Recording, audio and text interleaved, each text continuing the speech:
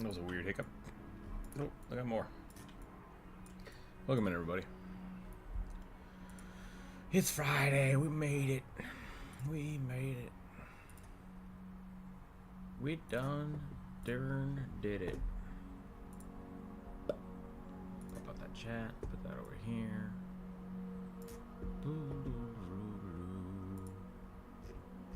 Hope everybody's doing all right today. Ooh, I'm tired. It's been a long week.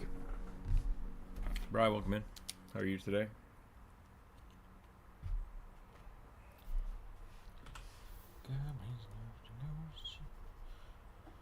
Doing well? Good. Good to hear. I'm going to start off with the rugby sketch here. I'm doing all right. I went to a wedding on Wednesday. It was on the beach, and I ate shit climbing over some driftwood. So my ankle's a little banged up, but I'm okay. I went out for a walk this morning and called it early, but it was good to stretch it out. So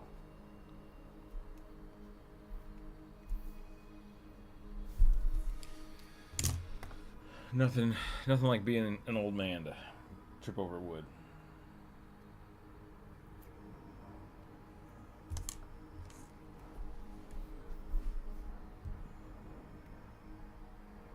Sorry, Uncle, did you curse me? Maybe. Are we syncing up?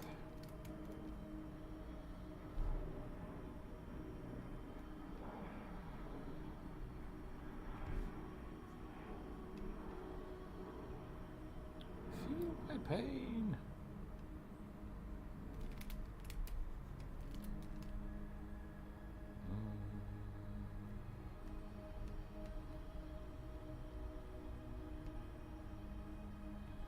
Curse of old man ankles, yeah.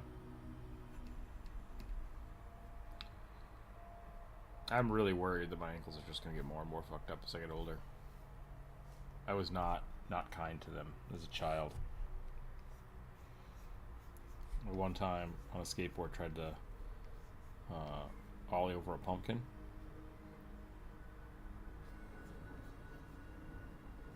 Which sounds really stupid. But I was trying to impress myself. And when I jumped over it with my skateboard, my back truck hooked on the pumpkin stem, and then the skateboard just went whang into the ground, and then I went whang into the ground, and I dislocated my ankle. So ever since then, my ankle's not been great. But you know, Elliot, welcome in. Let's go. Yeah, it's Friday. We're gonna try to bust out a whole bunch of these. There will not be a stream next week because I will be out of state. I would have gone for more. I cursed you with health insurance that always goes out of coverage. I mean, I had that in my 20s.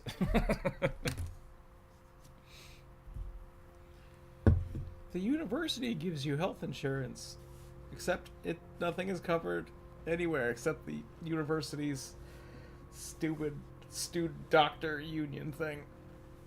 It's like, what if I have an emergency? Out of pocket. It's just like, you sons of bitches.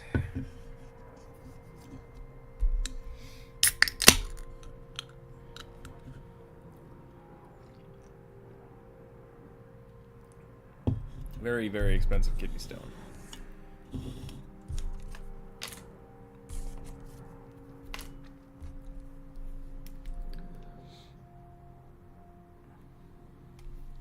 Kidney stones are the worst, especially when you don't know what they are, because you're just like sitting there in bed and you're like, I think my kidney just exploded. My whole body is just dying.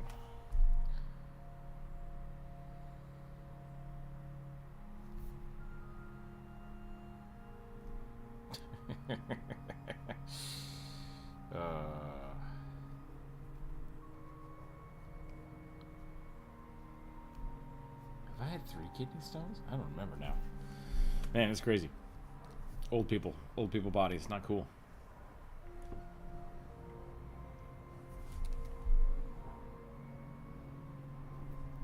I need that gif of Grandpa Simpson. I used to be hip. Then what I...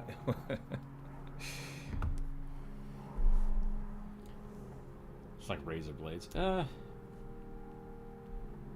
It's super weird. It's super weird. I can't describe it. Just like radiating pain that goes up and down your body. It's super weird.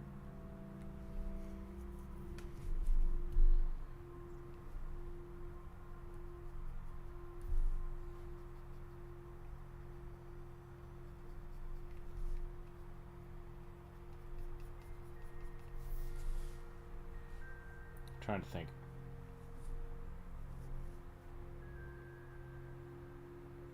Let me put it this way.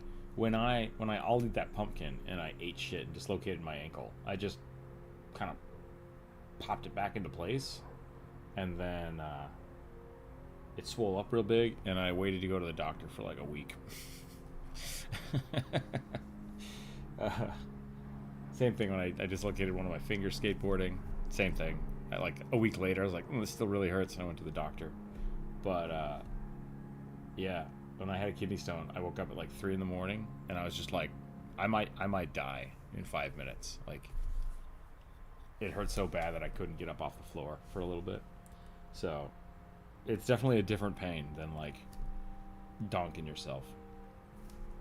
I used to just get walk it off constantly. Yeah, I used to walk it off constantly. It's just like that was my mantra for life. And yeah.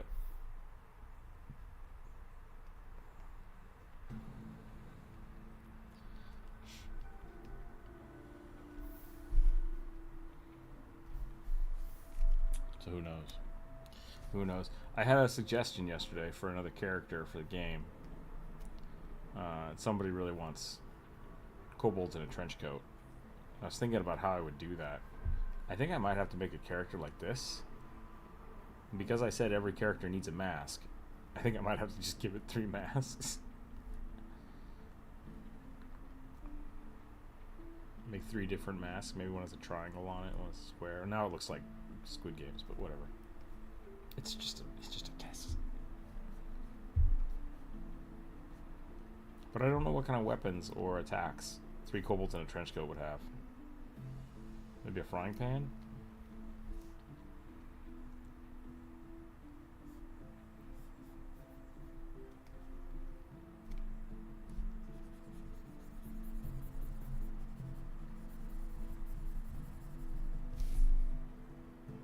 That just looks inappropriate.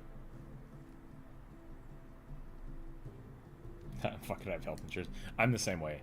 Like, there's a certain point in your life when you're just like, I'm just gonna go to the doctor for everything. Hey, this feels kind of weird. Is that normal? And the doctor's like, yeah.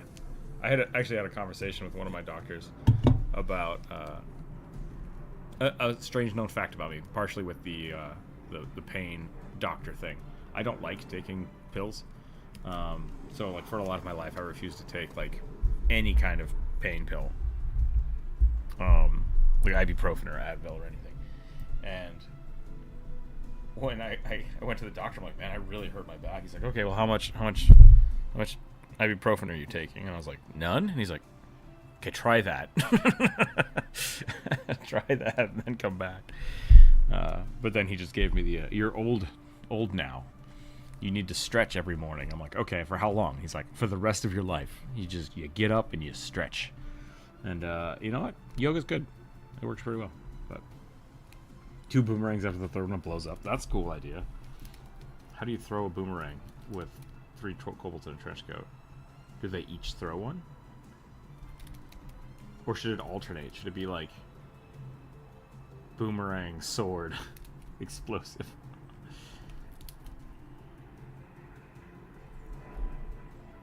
This one's got a little knife. I used to try to do this in World of Warcraft with my friends. We'd all make goblins, and I'd be like bitey, stabby, and gougey. And we'd just run around doing silly stuff. 3 subtlety rogues was really fun. I think that was bitey, stabby, and gougey. And then we did 3 trolls. What were their names?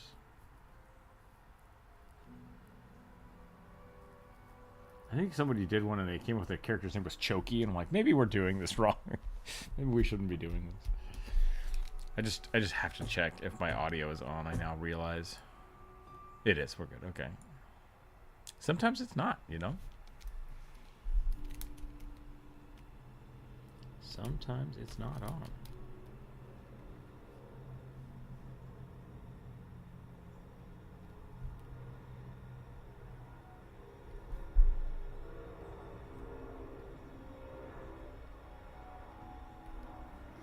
Boomerang is a cool idea. I like that.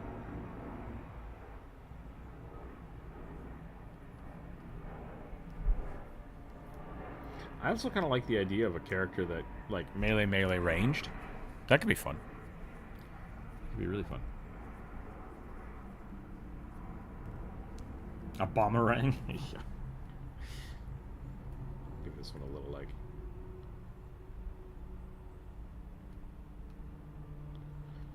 That actually could be really fun, because the main components I have here are, like, melee hitboxes, ranged projectiles that just shoot objects, and then... like AoE moves. The third move is usually an AoE move, so it could be like a cast or a ranged throw that is an explosion. So that could be fun. That's a cool idea. I like it. We'll put it in the book. Put it in the book.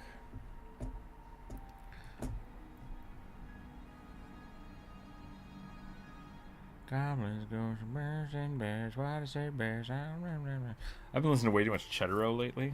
Cheddaro is great. Not affiliated, not sponsored.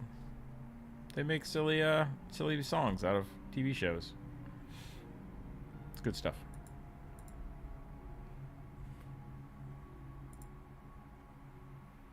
I lost my list. Hold on a second. Where did this go?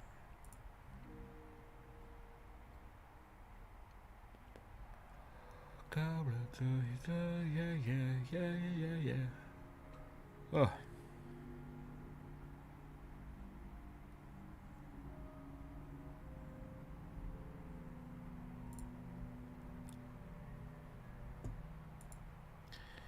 I made the kids some mashed potatoes for lunch. Like mashed potatoes, green beans, and we had some like refried beans for a little burrito. And he ate some of it, which is good. And I was like, oh, I gotta get rid of this. And I ate the rest of it. And I was like, I don't know how much salt was in that. I checked, and it was a lot. And now I'm worried I'm gonna explode. So we'll have to try to detoxify. All right, roll some dice. Here we go.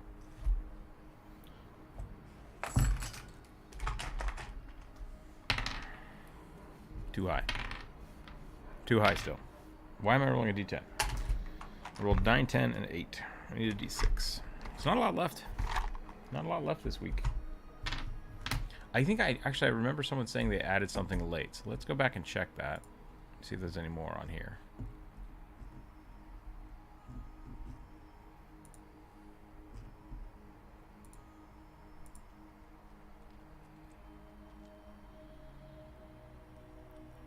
Okay, so these two are new. That might have been you, Atomic. You might have said that. I don't think I have yours on here. Boo. Which I do now. Goblin, ghouls, and ghosts and bears. Why'd I say bears? Oh, scary.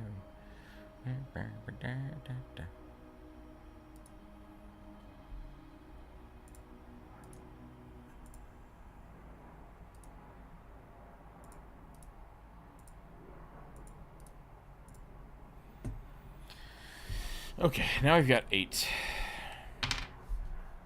Now I will use it. I can roll a d8, I guess. 6. A Leonid lion guy transforming into a primeval force of nature. Okay. 3 goblins. What if they use the fishing pole tied to one of them and they cast him out? He stabs with the dagger and they reel it back in. That's pretty funny. That's what I said to the person that suggested that. I was like, do they throw the kobolds? Do they throw the kobolds? Or how do they attack? which is still really funny. So it's basically the same thing. Bag of goblins. It's just a goblin that, or a swarm of goblins as a character that just throws goblins out.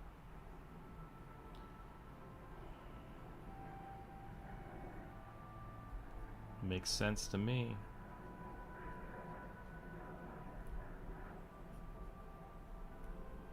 The game's coming along pretty well.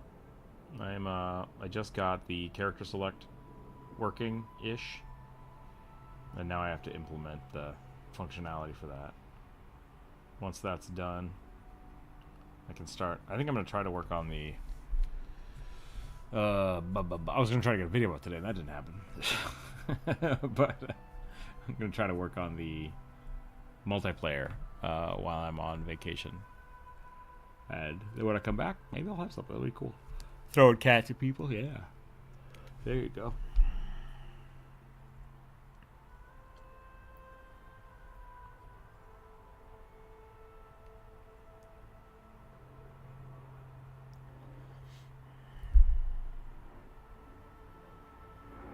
Oh, this is a very wide-eyed cat. That doesn't seem quite right. I think I've forgotten what lions look like. For Aslan.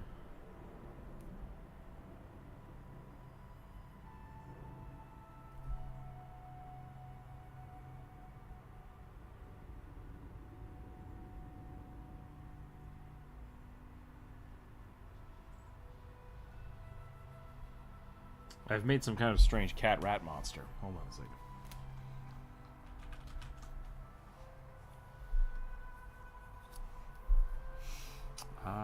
That's a good one. Let's use that one. References. References.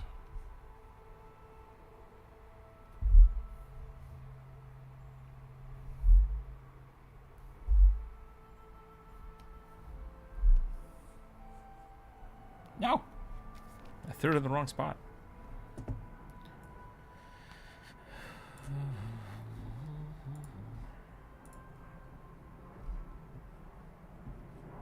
Oh, good. Okay. That actually fixed itself pretty well. Thank you. I was going to complain about Windows, but here we are.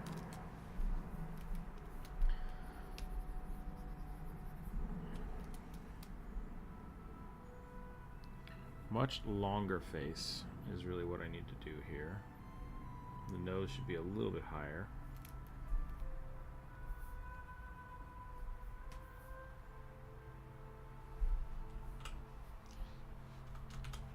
It got some muzzle on him.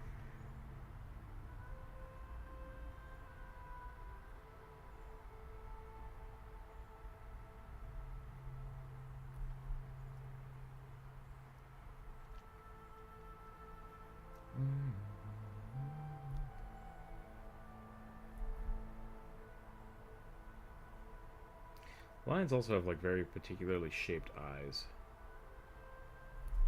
which I think adds to their little mystique.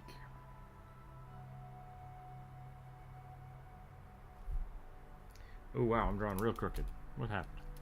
What happened here? Need a monster that is distraction, like he just throws delicious bacon away from the players. Away from the players?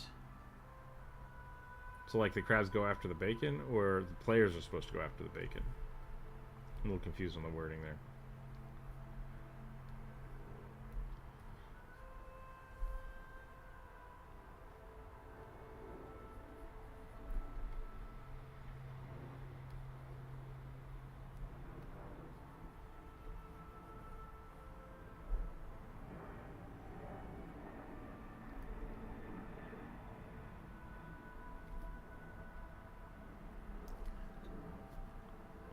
The enemies go for the bacon. Okay, yeah, I like that. I have taunt built into the game. I just haven't figured out a way to use it yet. That could be a use case. Like you throw something and it stays there for X amount of time and just taunts any monsters to it. That is in my plan. So I like that one a lot. Bacon and pig is pretty funny.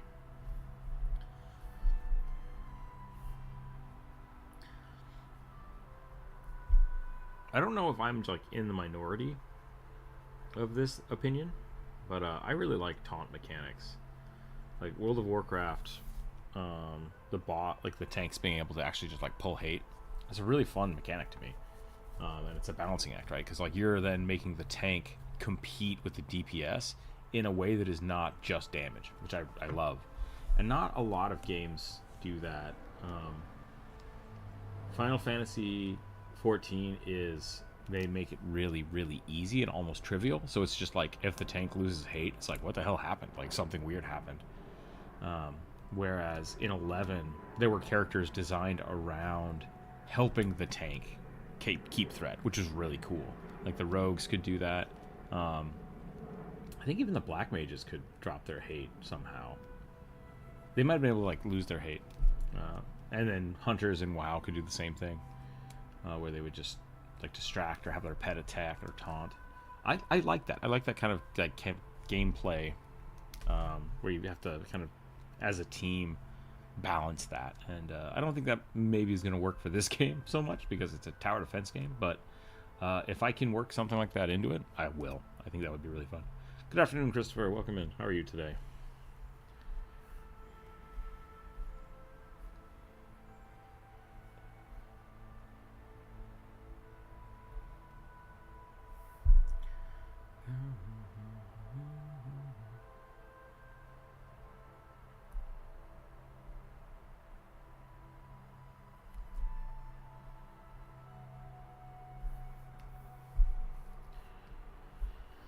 One of my friends showed me a video he found from years and years ago in college, and I was like, "Oh, that's awesome! I remember that project. That was cool." And he's like, "I distinctly remember you hating it." And I was like, "Huh, I don't remember that, but I remember me being kind of a cantankerous little shit all the time. So it would not surprise me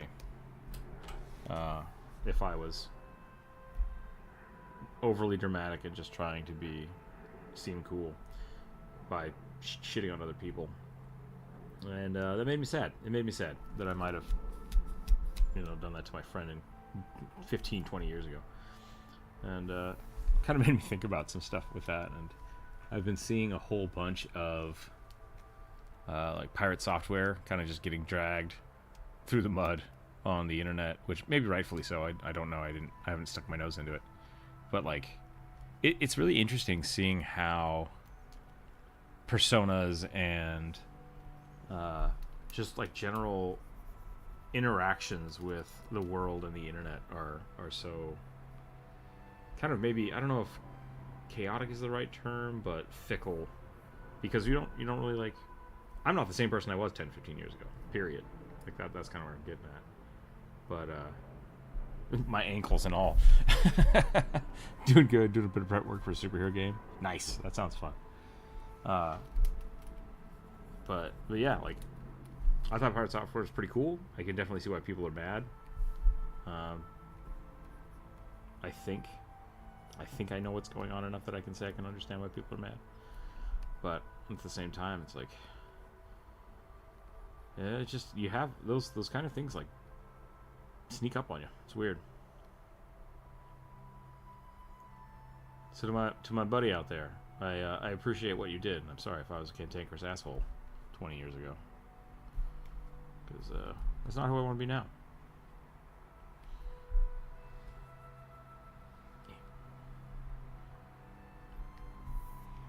Not saying pirate software is like all of a sudden a bad guy or a good guy, just that he's had lots of good inspiration for me in the past, had some good words of advice, and apparently now he's being kind of a dick.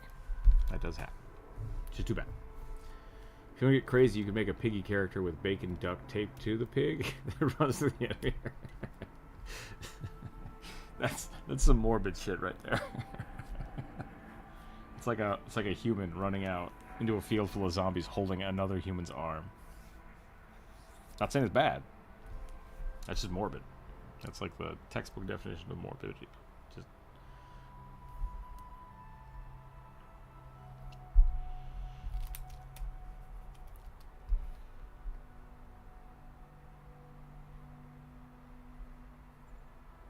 Remember to talk to your friends, people. That's where I'm getting at. It's okay to say, hey, you kind of addicted me right there. It's like, oh. Sometimes you don't know. Sometimes you don't notice. 2 years later.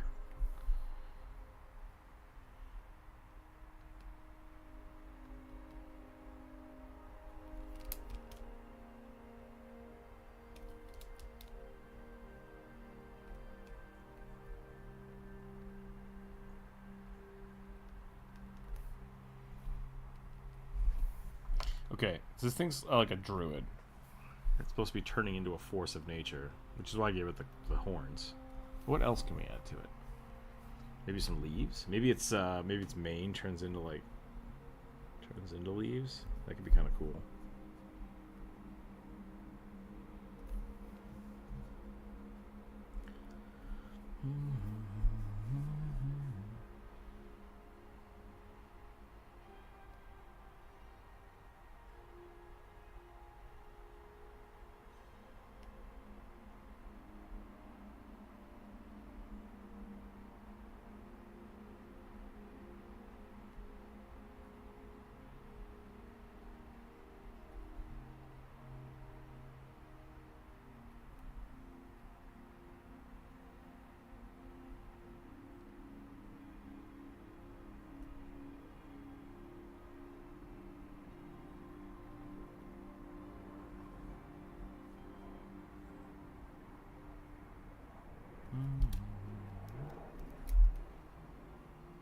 It's a salad, so he's vegan. What do crabs? Crabs eat everything, right? Like dead fish, algae, fish poop.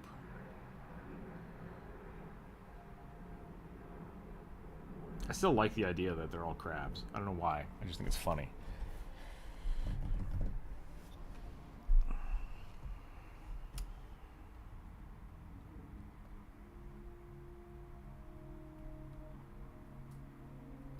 My idea for the story of this game, which I don't know if people care, but I'm going to tell you. So buckle up. No, I'm going to make this really short. The idea is that humanity is basically like seeded the universe with elemental energy, and so all these planets like evolve super fast, had life created, and start making more elemental energy, kind of Final Fantasy style, but with aliens. Final Fantasy 7 style. And so now you run out there and you're basically just mining these planets you made, which are now populated with elemental crabs, who don't want you to steal their planet's life force. So, yeah.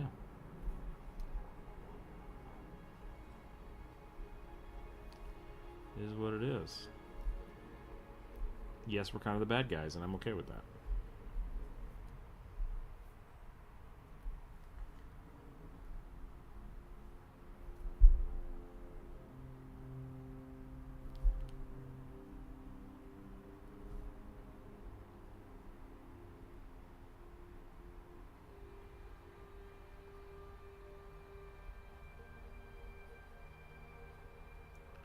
Exactly. Yep. I always need a good VV gif.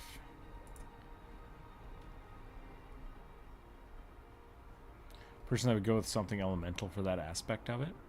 How so? What do you mean? Yeah, I'm open.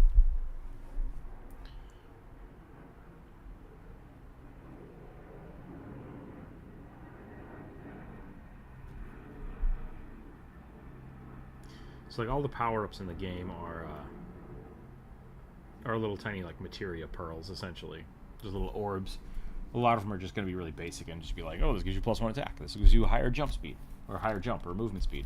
And then like the really powerful ones will just be like a fire pearl, and it makes your whole like your character's appearance changes your attacks, and then you get to use fire. And then you can give those to the towers to make the towers different. You'd have like a fire tower.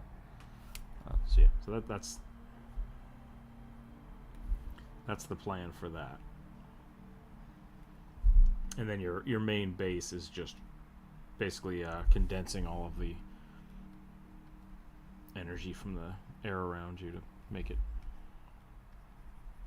the pearls.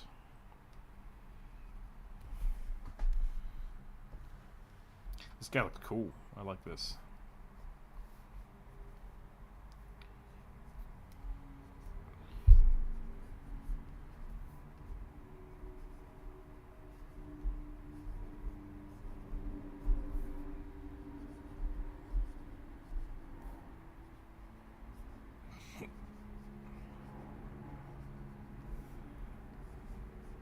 I have a conundrum that maybe I can get some advice on. The whole of the Seattle area is having a issue with Republic Service, who is our garbage carrier, people that come and get our garbage and such. And they have not picked up our garbage in like 2 weeks. And it sucks. And they're like, they keep giving me a call and they're like, hey, you can come drop off your garbage at this place. And I'm thinking to myself, why would I do that? That's what I pay you for.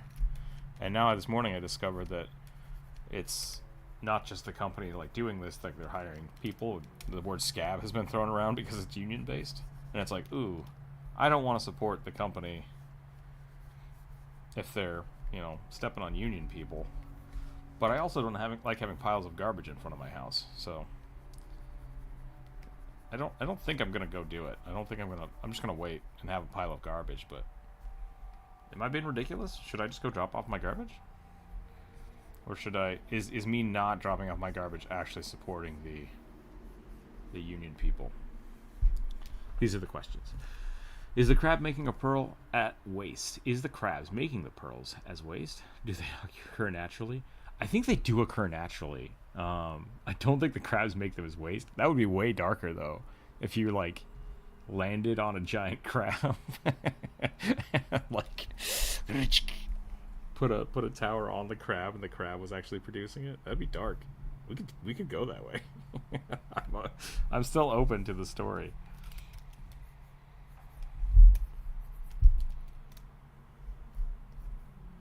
That might be a little too close to Helldivers though, which could be maybe not a bad thing. I love Helldivers. In Helldivers, the what is it called? Oh no, the Super Earth Galactic Federation thing. I don't remember what it's called. It might just be called Super Earth. Basically, puts bugs on some planets or lets the bugs invade a planet, and then the bugs grow and take over the whole planet and then start basically turning it into like a giant hive. And the goo that the bugs make inside of the planet is what Super Earth uses to fuel all of their ships. So they wait for the bug planet to get really big, and then they basically drop people down and kill all the bugs and take all the oil. And then the cycle continues.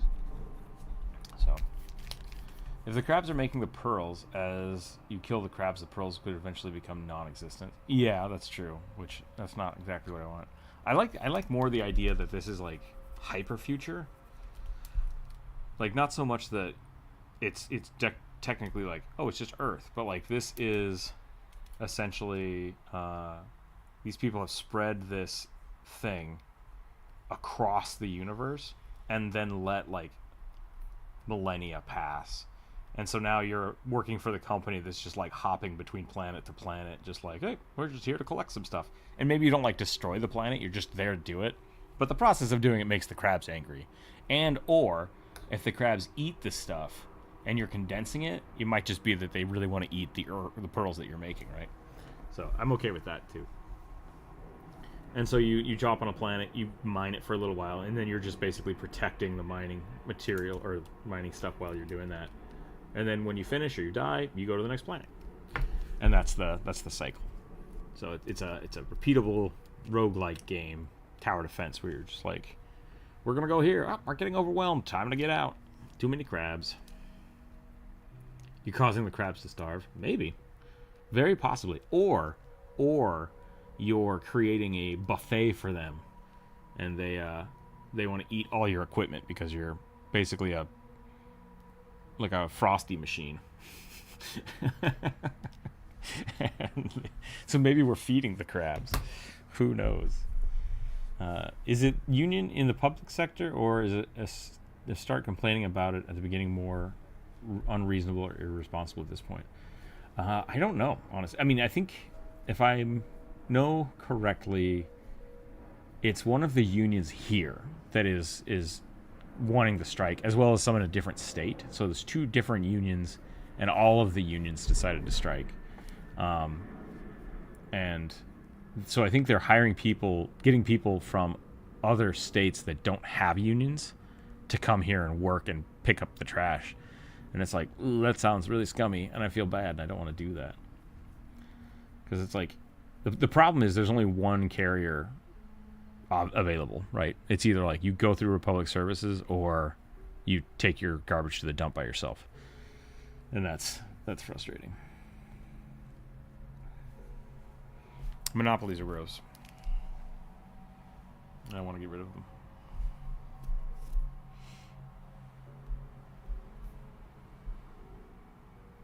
Hello.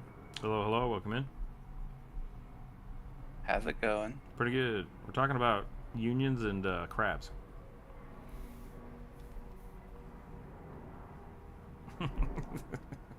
Okay. Unions I can get behind. Why crabs? It's part of my game. We're talking about crabs in the game. Sense. All of the enemies in my universe are crabs. Because if you let evolution take its course, everything becomes crab. Sure. There was another one. What's the other one? Everything becomes crabs, or everything becomes whales? No, that's not right. I mean, kind of not wrong though. Yeah, there was. Or at least mammals. Yeah, I was watching something that was like. So the crab shape, right? Because there's tons of different things that are not crabs. The crab shapes evolved many times from different lineages, right? And that's why carcinization, everything becomes crabs, because it's a very good, efficient thing. But there was another one where something has evolved multiple times, different ways, because it's a very good plan. I can't remember what it was. Oh no. Was it dinosaurs? Were we talking about dinosaurs?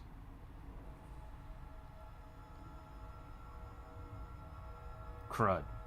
That's gonna bother me. I'm gonna try to find that video again. As I will say,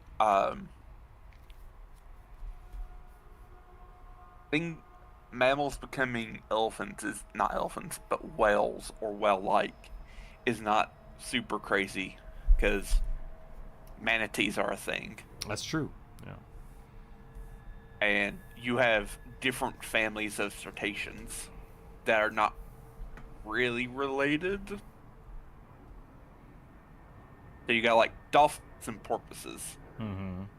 And they're related. Killer whales are not whales, but are in fact are dolphins. And it was lungs. Lungs? Lungs evolved a couple times differently.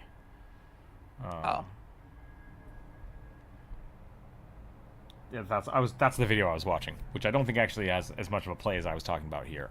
So, I retract my statement. Everything becomes crabs. Yep. Not everything becomes lungs. A whale.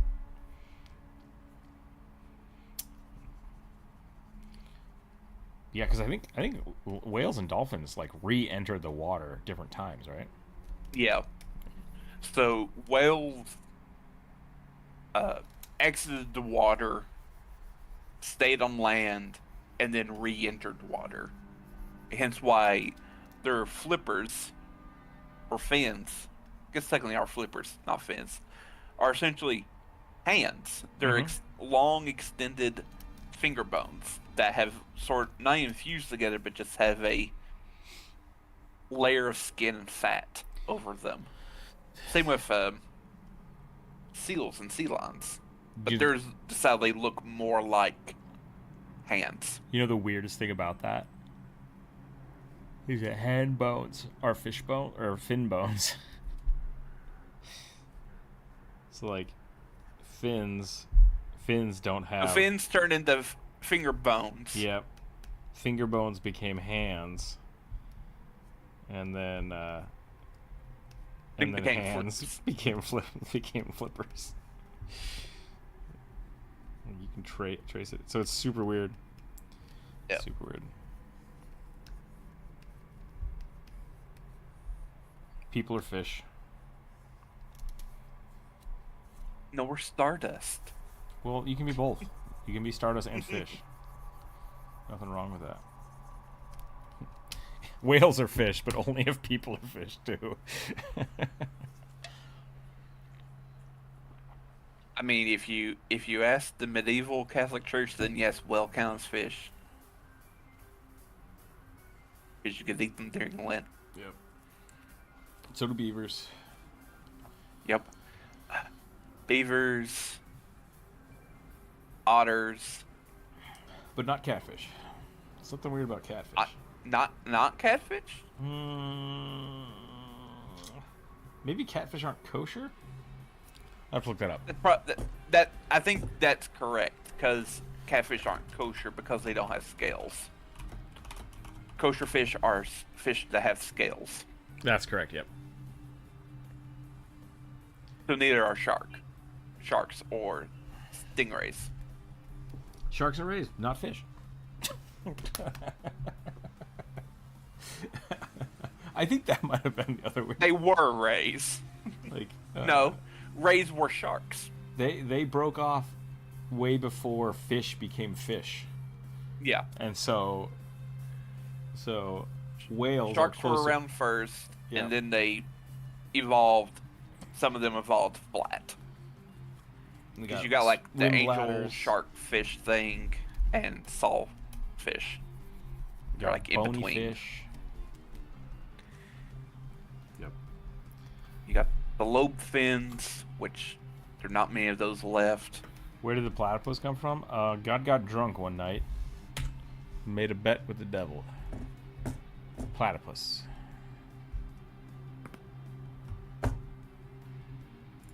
Are they a marsupial? No, they're their own thing, I believe.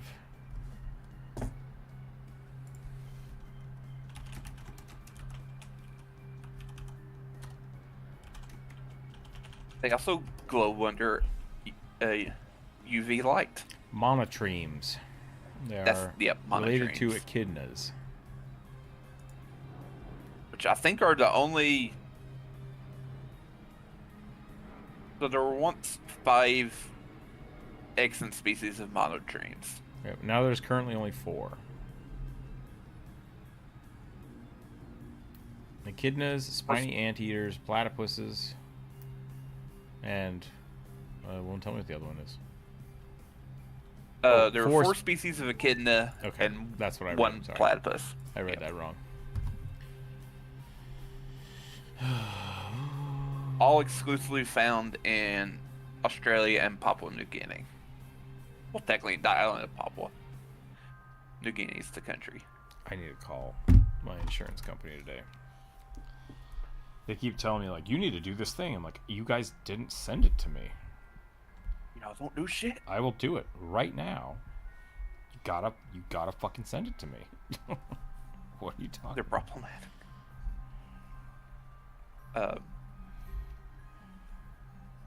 Probably another problematic family are the anteaters, because there are a bunch of animals that are basically anteaters, but are not related to each other.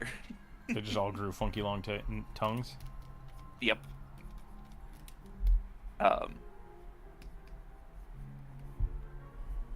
Oh god, they have a stupid name because they decided to lump them all in the same physiological group instead of like species. Okay.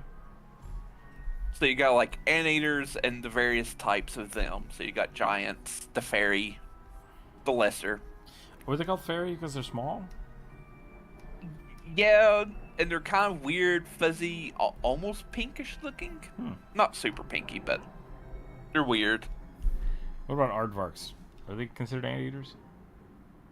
They are, I think they're in that physiological category where they had the really long tongues. I think. But they live in Africa. Gotcha. Anteaters are exclusively a New World animal. Kobold Monk of Shadows preparing for a tournament style fight. Mortal Kombat. Dun dun dun dun dun dun dun dun. There's a new Starbomb song. I don't know how new it is. Where they're just like listing off bad ideas that never got turned into songs. And one of them was a Mortal Kombat game where all the deaths are canon. So there's only 2 guys left. I think that's really funny. Because I've often asked that question of, like, if this is Mortal Kombat and we kill everybody every time, how do we keep fighting? Doesn't make any sense. Like the same thing with Comet. Yeah.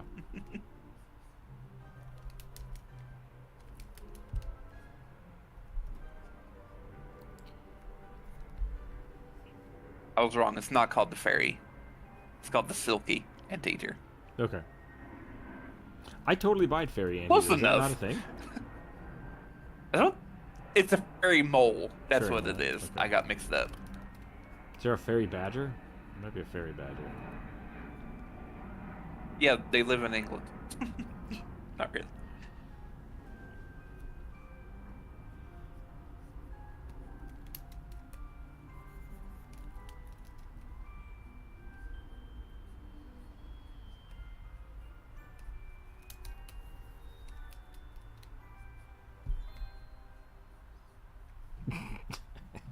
It looks so crazy.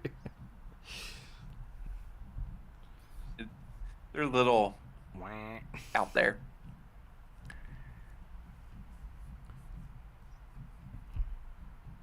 I have to draw this thing. Yeah. Just need to. But yeah, aardvarks are related to elephants.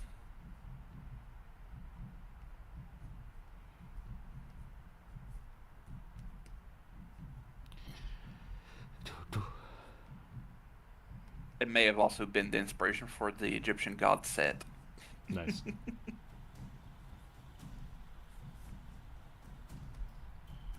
What was I doing the other day?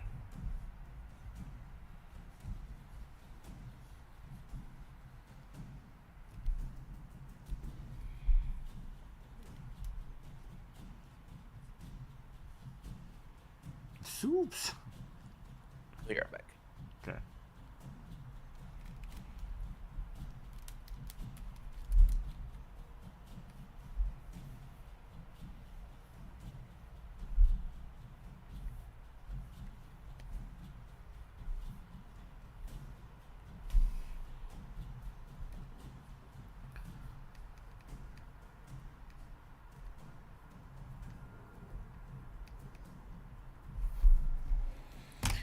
Brum bum bum bum bum. Brr. Do do do do do.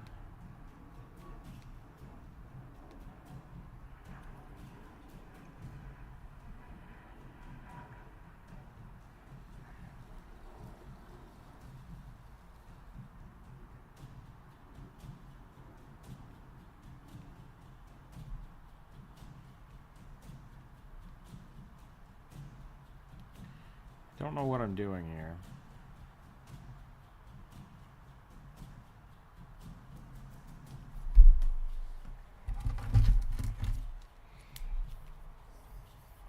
Was it a shadow? Is that what it was? Was it a shadow kobold?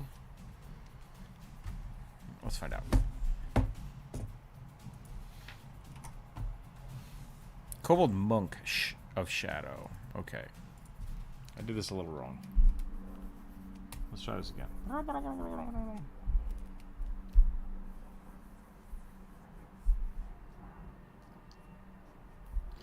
haven't drawn a tiny kobold in a little while. Maybe we'll do that.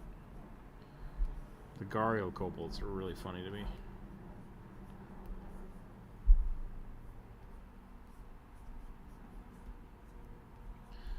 We'll do something like this. Yeah, there we go.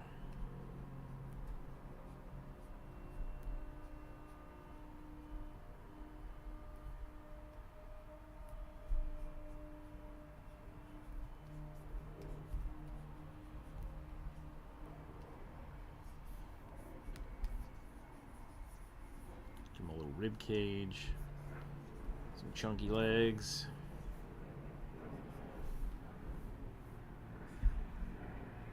What makes a shadow monk a shadow monk? Do they have They have stealth? shadow powers. Oh, they can shoot shadow power things? Let's see.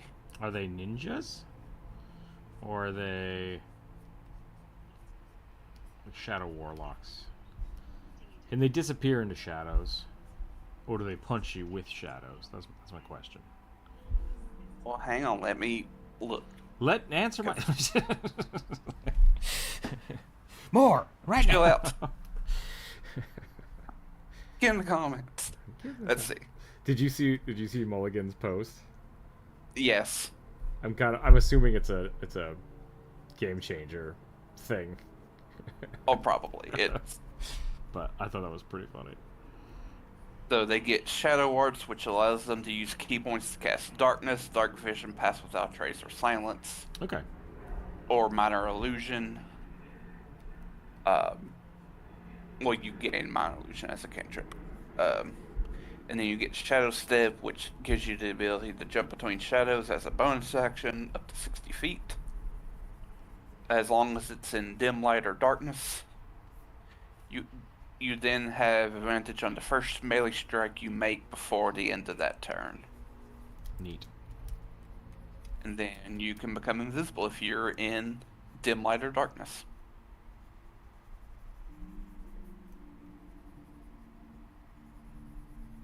A funny thing has happened, I think, which I haven't said anything about to Druid or Jump Rope, because Jump Rope's go-to thing with her character is to go invisible and then fireball the room. Yep.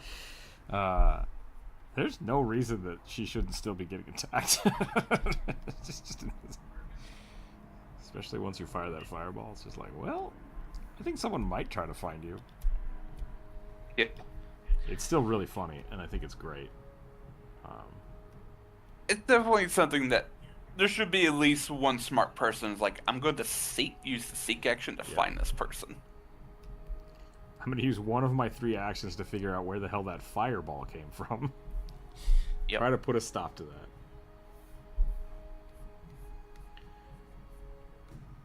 And I do really, really like the 3-point system. And I feel like we almost all act like we just have haste instead of really leaning into what the game is supposed to be about using those actions to do more than swing a sword, you know? Yep. But I don't know if that would slow down combat per se. It would definitely make it more dynamic. I think for us, it would slow it down because we have no idea what the hell we're doing with all these rules. That's true. I could see that.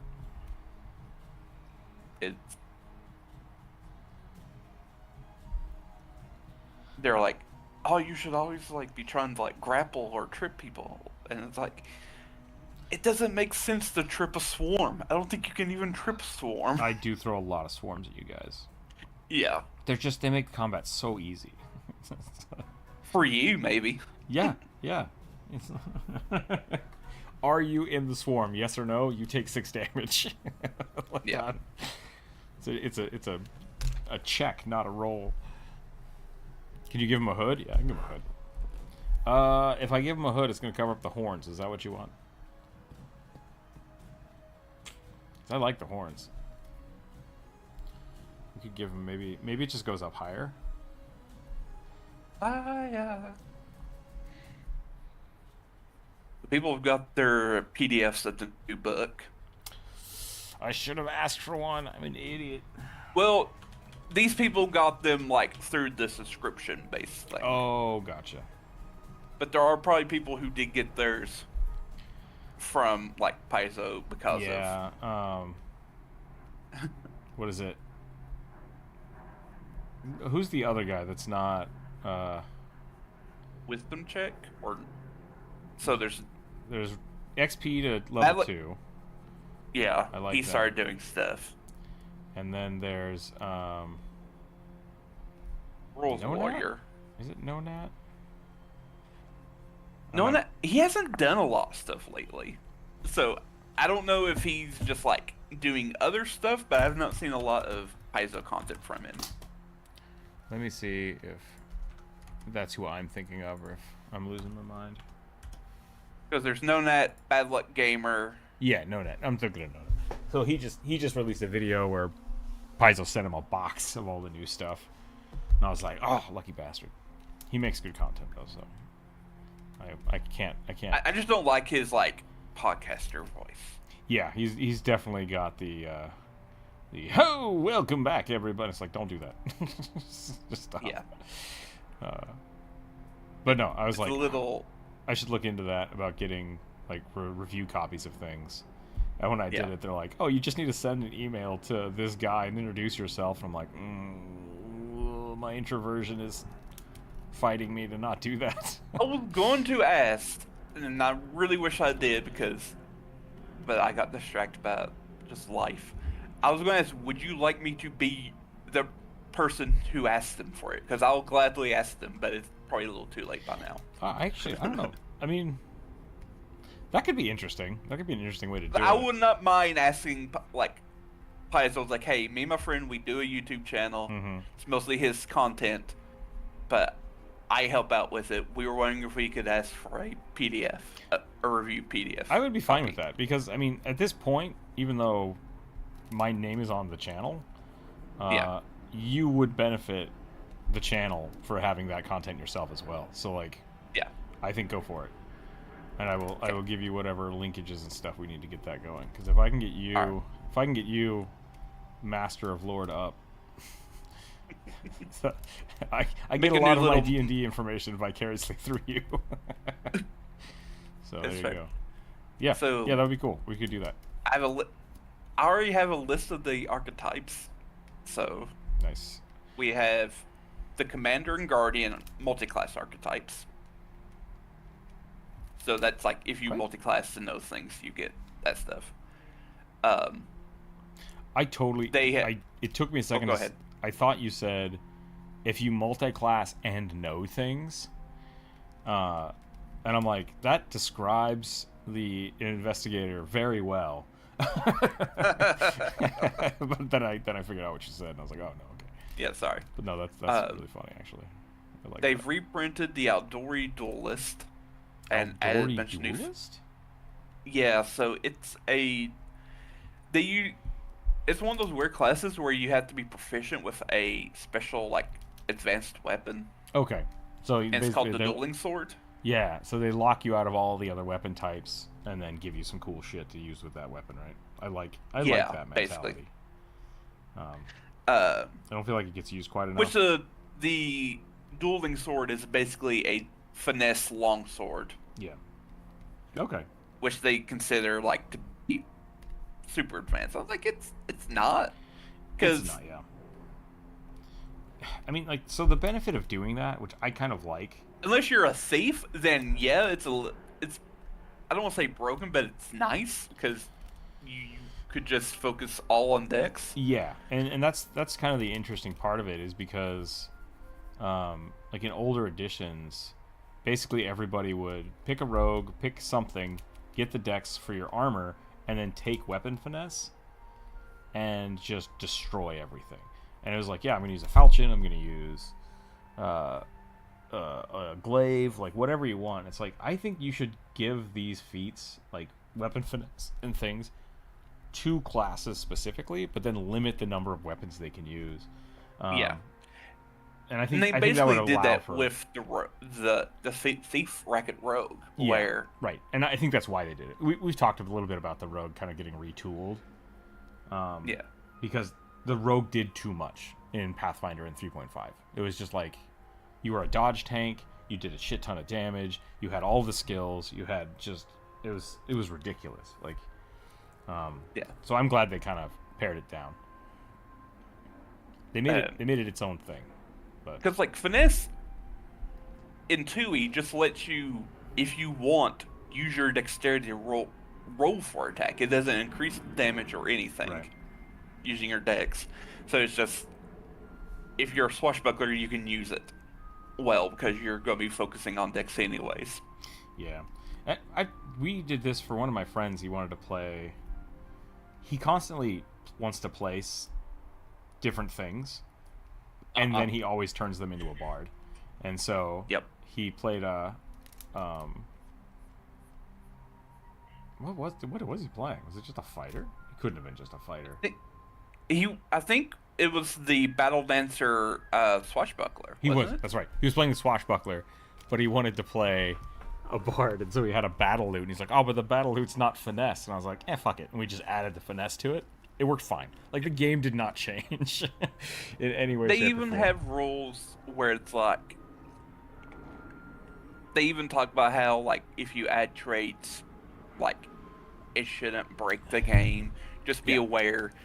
Maybe don't make a great sword finesse. Right. DOS 2. What is DOS?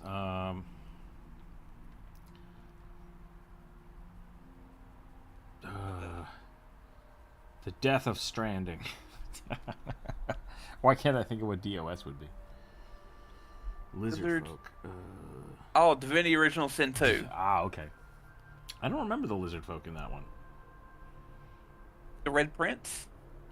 I played through that game in like speedrun mode. So I have no idea what happened. They're just called lizards. The friends we played with were on like their third or fourth playthrough, and so Yeah. we would walk into a town, and I'd be like, "Ooh, a shop," and I'd like start looking at shit to steal, and then they would just like spam through all the shit in town, and then they'd be like, "All right, let's go." I'd be like, I have no idea what's happening in the story, where we are." Like I'm just here to steal shit apparently, and that's fine. And oh, did I? Like if it wasn't nailed down, it was in my bag. Yep. And then you were encumbered. Yep. I was a very BB Ranger for that purpose. Another archetype is called the Crossbow Infiltrator, Okay. which used to be the Drow Shootist, but since Drow have been retconned out of existence for now, Yeah. At least officially in Pathfinder world. So, if your home games still have Drow, that's fine. I will always allow Drow. They're amazing. So, I don't know much about it, but I know like it's all about crossbows, specifically like hand crossbows. Yeah, I think Doing if I tricks with remember them. right, it should be a lot of like snap casting and like concealing. Yeah, and I think there's some poison, but they've probably poison, changed it a little bit. Because the poison used to be the rogue thing, so I'm not sure if they would keep that.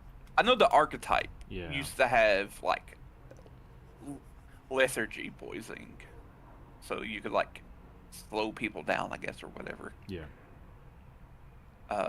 There's a field propagandist. Okay. I don't know.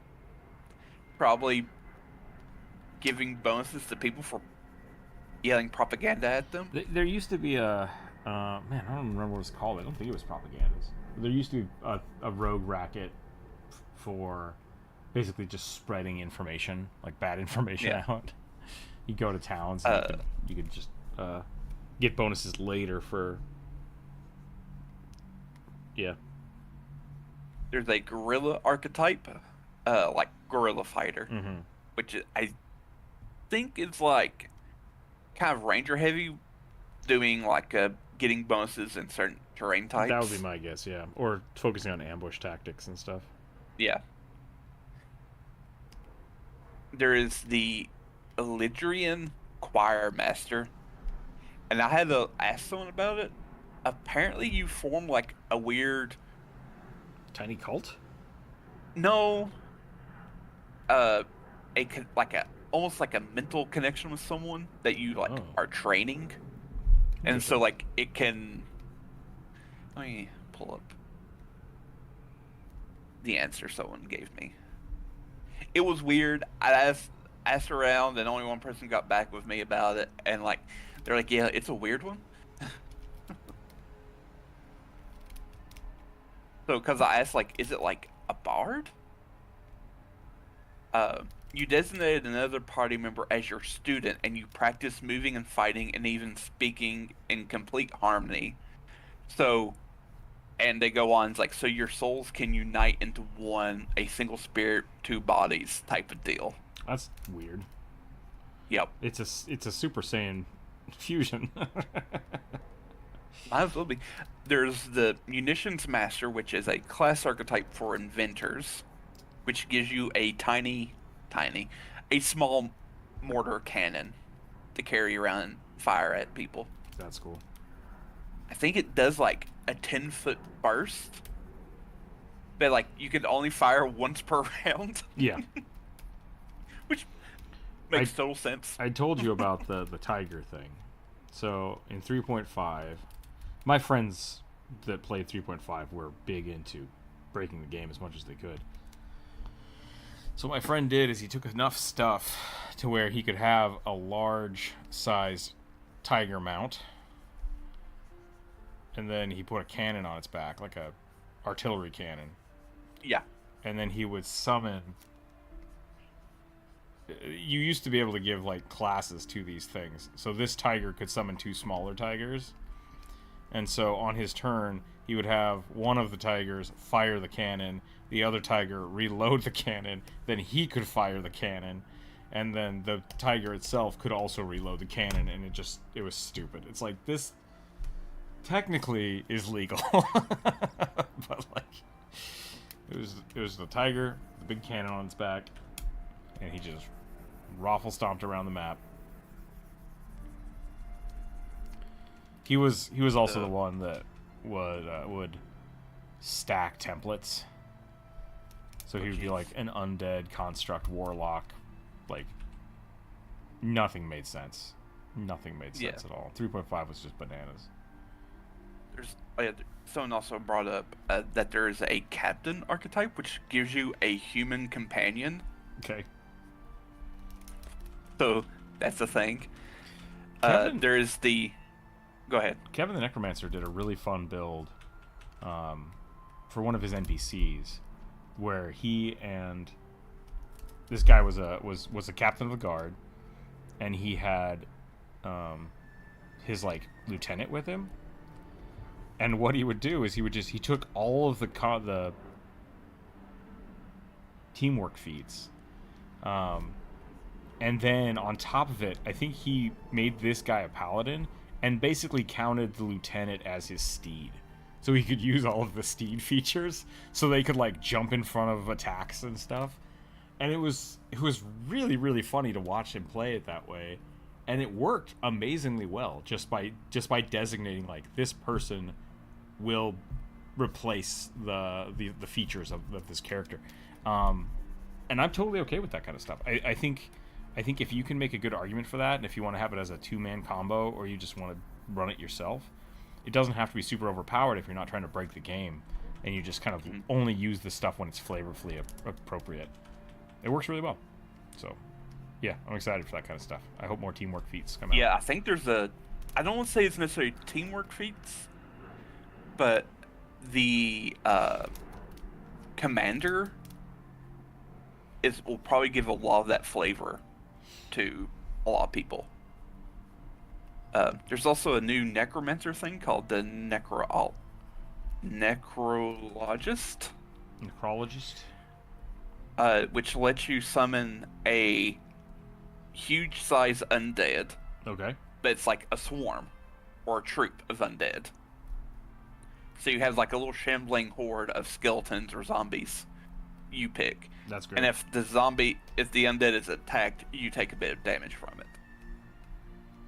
So it's kind of like the summoner in that regard. Your Eidolon becomes a pile of bones. Yeah. And there is now a Eidolon type that does let you have a swarm as your Eidolon. I think that's outside of this archetype. I'm glad they added that in, because like 2 of the 3 people who've wanted to play summoners in my games have been like, can I have like a swarm of butterflies as my Eidolon? And I'm like, that sounds super cool. It's not in the book. Yeah, we'll make it work. Or like, I wanted to make a swarm of squirrels. That would have been funny. I didn't get to try that out either. I think one of the things you can summon as a summoner is it a swarm? I mean, it's not a swarm. You can summon swarms. I think you can summon swarms. Yeah. I sent you a summon a swarm. Generator letter to request a free review copy of the book. Post on YouTube channel. Oh, okay. I will take a look at that. Just like an email? Did the server die? I don't think so.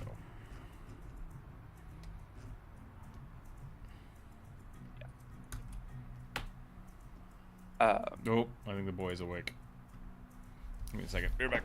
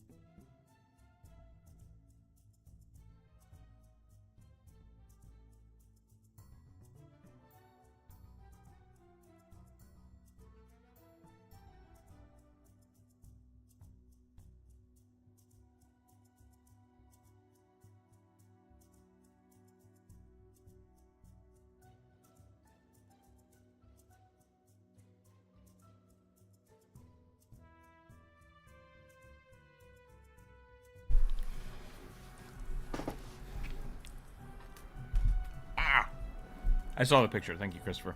Yeah, let me see if I can rework this. You want it? Now you want the Rice Krispie treat? He's pretty good. Also brought up yesterday with you, but there's also a war wizard or war mage class archetype for wizards. Yeah, I'm super excited about that. I tried really hard to make my my stir wizard. Mm-hmm. You want it? Yes, you. What do you want? You want... Oh, you want to draw?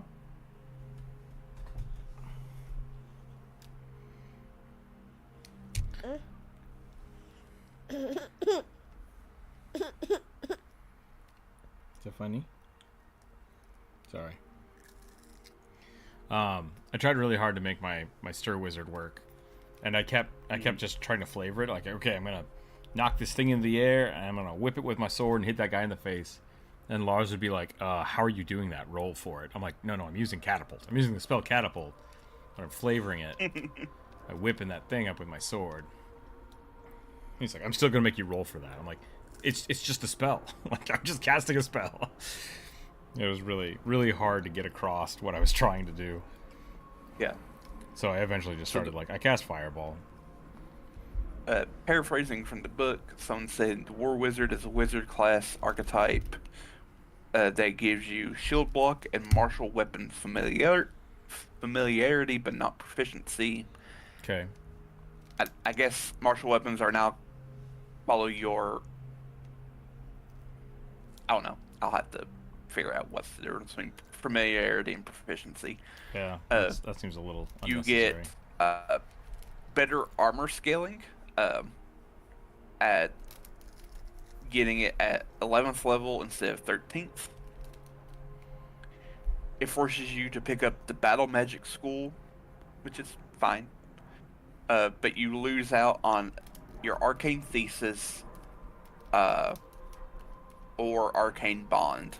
Apparently they're not too sure. And you don't get defensive ropes, which makes sense because you're going to be in armor. Yeah, I've been struggling with that too. I took the Elven Blade Dancer to do it, which lets you wear, I think, light or medium armor.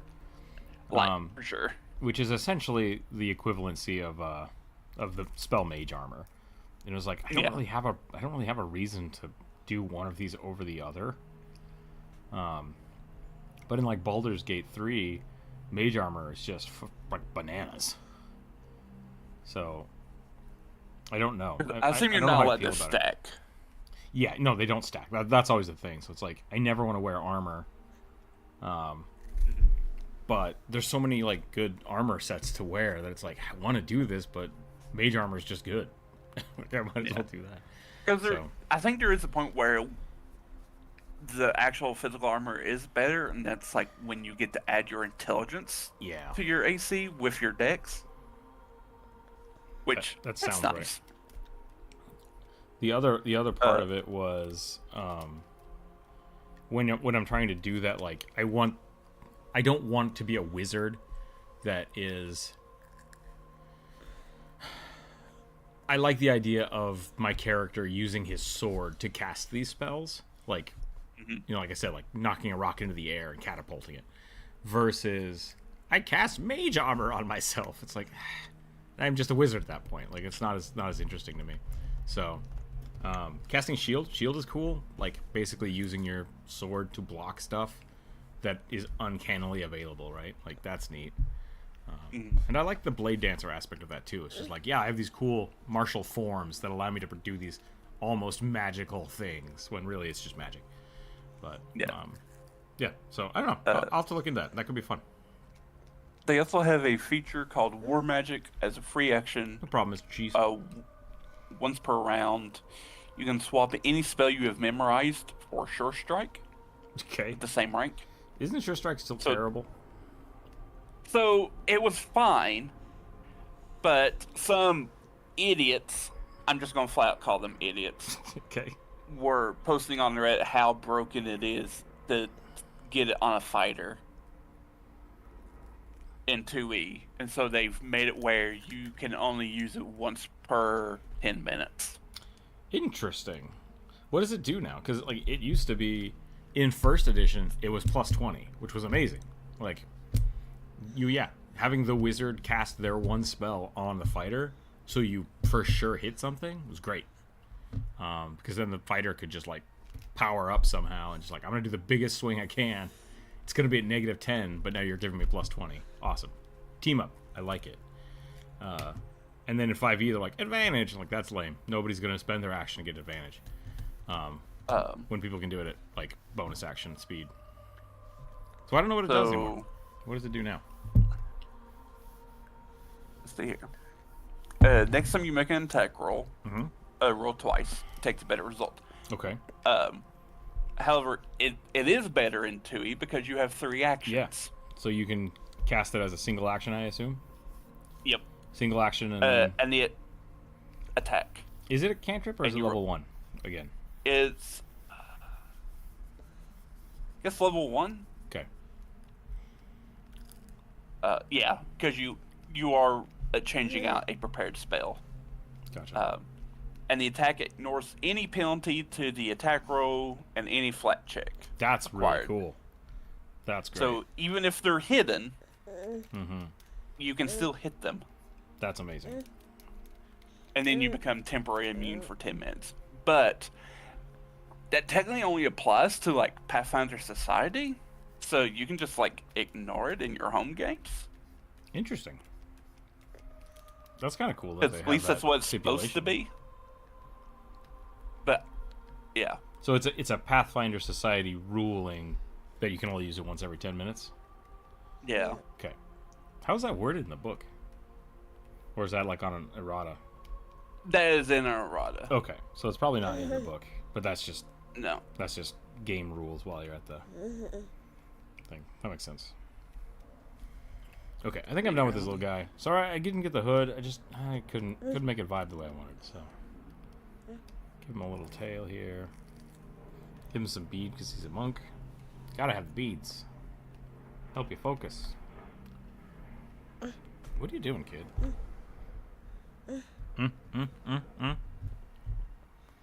Ba, ba, ba, ba. I don't know why he has a aardvark staff, but there we go. I like that little guy. I'm gonna keep it. The Aardvarkiest.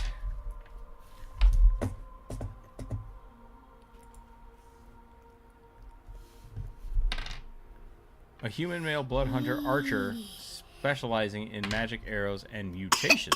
Oh, excuse you okay?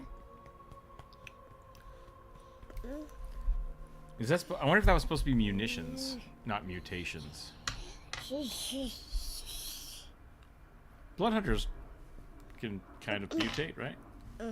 Yeah, there's a mutation Yeah. focused one. Order of the Mutant. You can play with the dice. Good job. You rolled an 8. Nice job. Yeah. You did real good. You just gonna play with that now today? Hard for me to draw with you sitting right there, kid.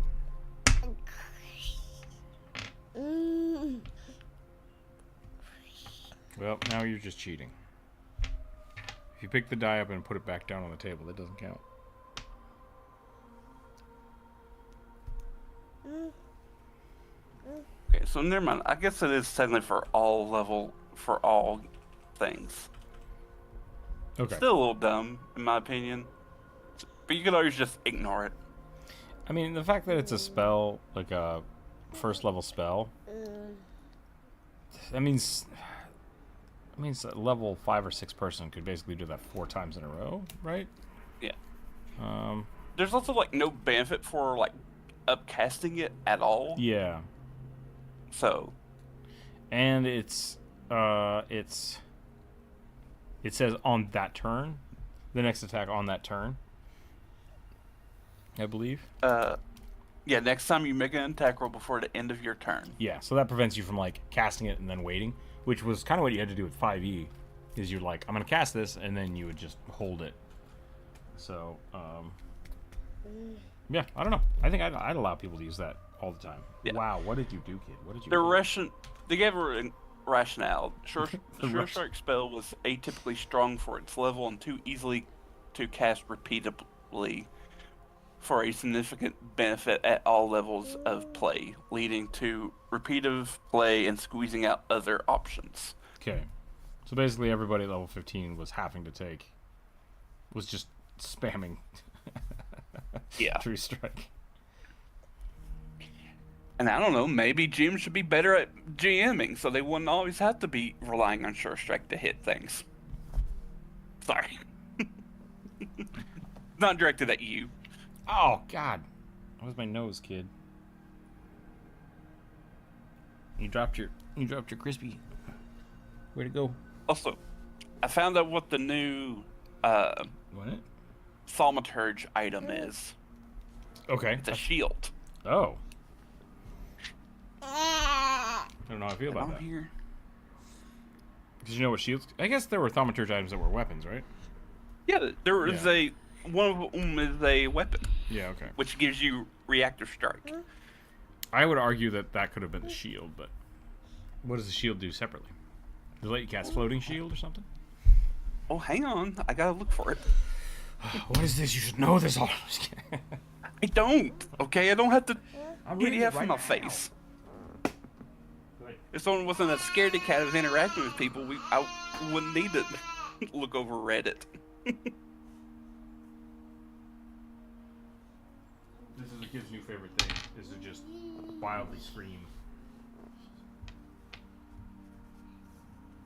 You want the other die too? If they go in your mouth, I'm going to take them away from you. Do you understand? No mouth. No mouth, no bite. Okay. I'm never going to see those dice again.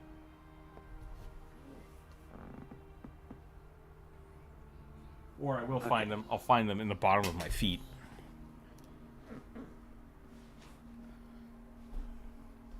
Okay, this is supposed to be a blood hunter who uses a bow and mutates themselves.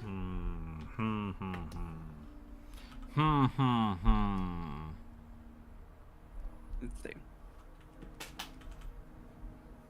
From the official Pathfinder Discord, Okay. the new Thaumaturge implement is the shield implement. It gives block and keeps your shield from fully breaking. So that's cool. nice. I think I did read that actually. I think I saw that. And at 5th level, you get a free raise shield when you exploit vulnerability, which That's pretty great. Mm-hmm. Also eventually lets you add AC bonus to spell saves and block non-physical damage. Ooh, yeah. And eventually give an AC bonus and a 15-foot aura for allies. That's hella cool. I will start playing Thaumaturgy again just for that. And people proceed to start theory crafting, like maybe like multi-classing with champion, or starting as champion, multi-classing Thaumaturge to get the shield. Yep. And just, I guess I have to rebuild. I have to rebuild Ochre. I could rebuild him as a Thaumaturge. That'd be kind of funny. I don't believe in magic.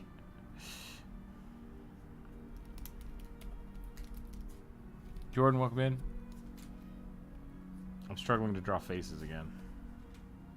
I'm drawing really small though. That could also. Oh, I'm drawing real small. Okay, hold on a second. I zoomed in on accident. Kate, can I have those dice back before you lose them, please? Where'd they go? Thank you. No. Hey. Yeah. No. Don't run off with my wallet.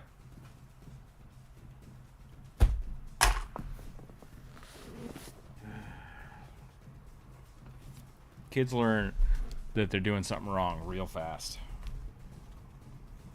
And as soon as they get caught, they're just like, I gotta bail!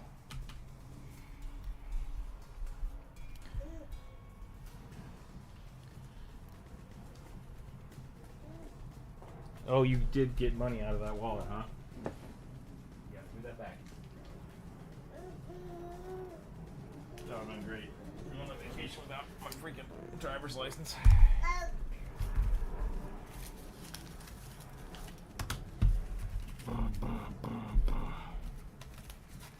Kid, I feel like I'm missing some stuff here. Where's the rest of it? Hmm? Go darn it.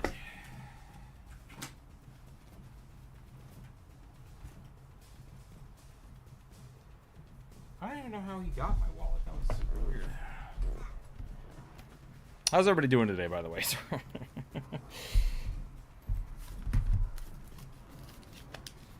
I am mostly okay. I feel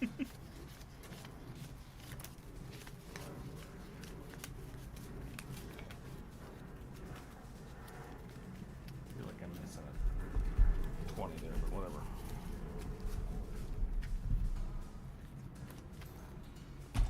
Okay.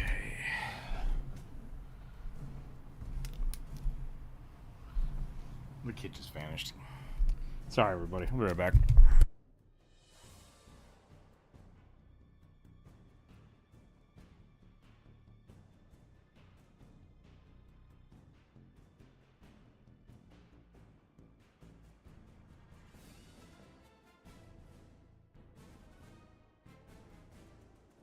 Well, that some people are, I don't want to say disappointed, but like confused about the Jotunborn. Because everyone was like, they must not have read the article that they officially put out saying like Jotunborn not related to any normal giants in the Pathfinder world. So like there's not going to be Fire Jotunborn or Ice Jotunborn. But they're like related to the Titans. But yeah. Turns out they gave like a few magical things about teleporting stuff. Just kind of interesting.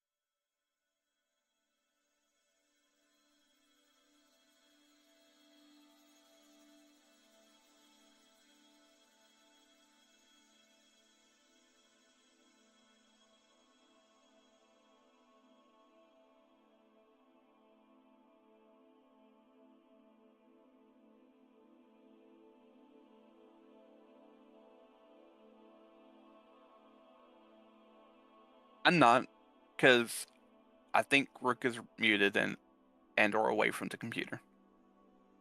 And it feels weird just talking to myself.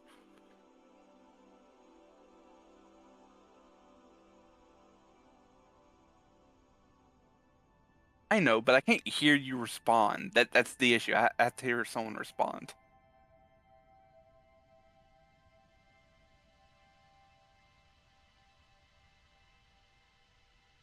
Okay, I'm back. Sorry about that. Back? Okay. Blood Hunter, Archer, mutations. I have no idea where to start with this character. I really don't.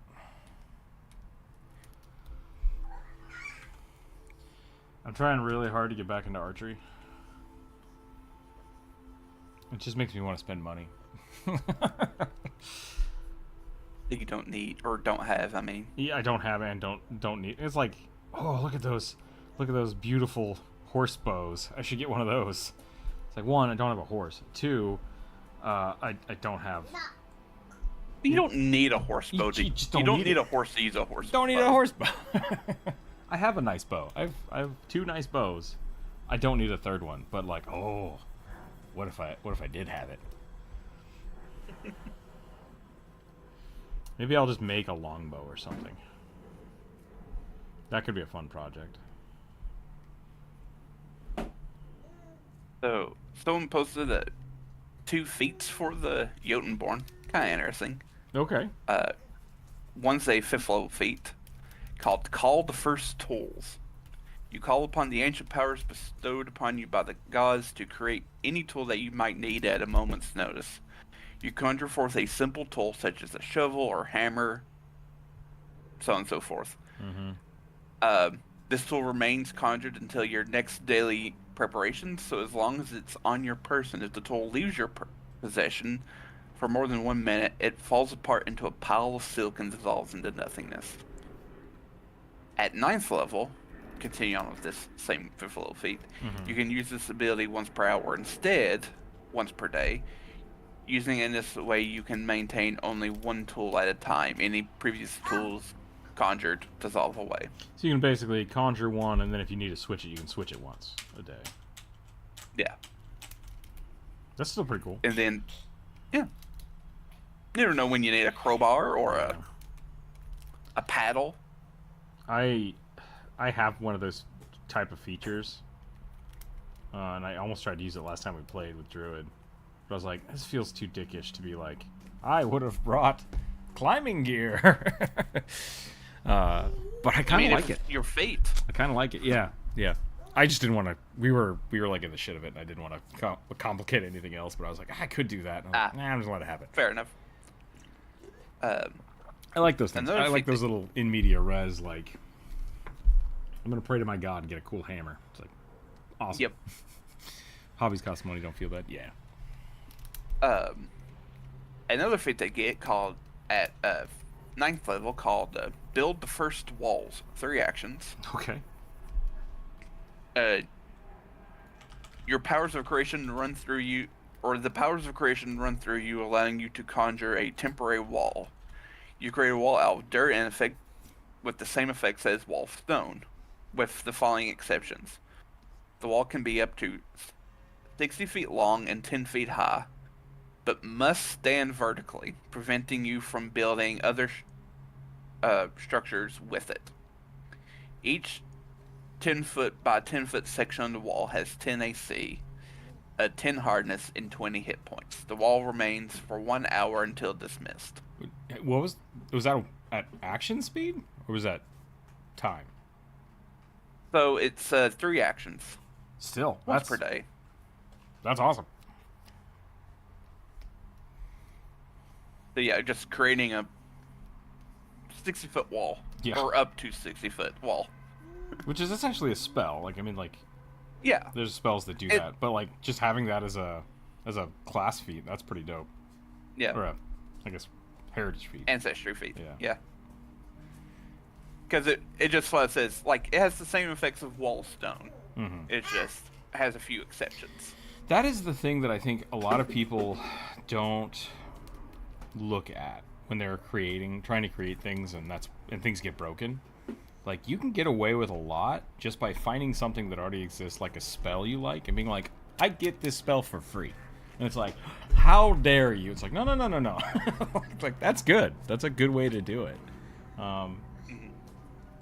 Which is like, I think the best example of that being overpowered is like, oh, what if my character can cast Fireball? It's like, that sounds broken.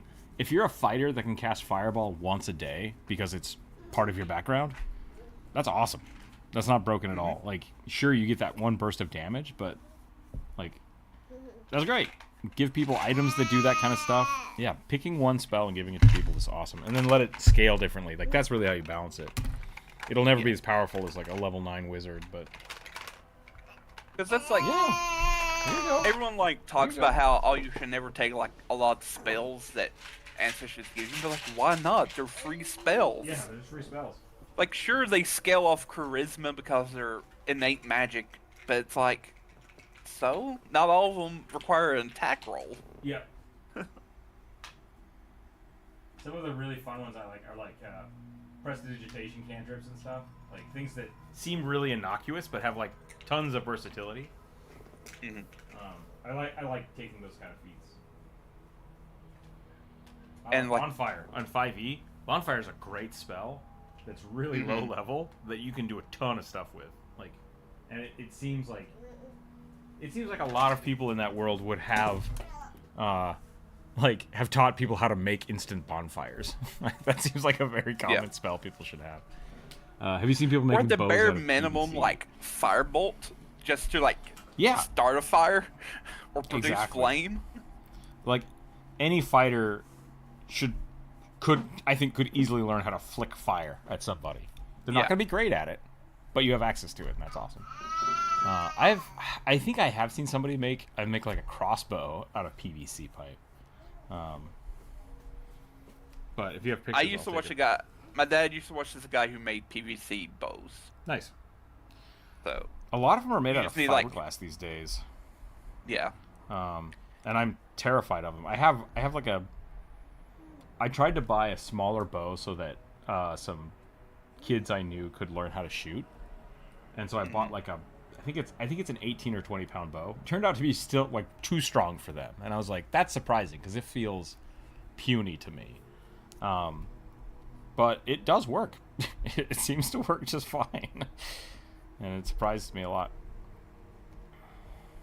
Sorry, I talked over you there. It's fine. PVC bows. I will say. Yeah, but the only thing you need to get is like PVC and like a heat gun. Oh, and you probably already have one of those. Interesting, yeah. You actually because you use the heat gun to flatten it out. Okay. They're not super strong. Yeah. But you flatten it into a bar, and then so that way it doesn't tweak out. That's cool. That's interesting. I'm gonna have to think about that. That could be a fun little project. But apparently the Jotunborn, because I'm still on them, they get like three category of feats based around being large and bonuses to athletics and reach. Okay. Planar abilities, which allow for teleportation and limited concealment. That seems fun to me. Technically outsiders, right? Yeah. Okay. And object creation, which is what I was just going over. Gotcha. And repair. You can like magically repair items and give them more hit points. So that's something that you were also saying earlier. What's up? Yeah. Earlier you were talking about the shield thing, right? You can make it so your shield never breaks.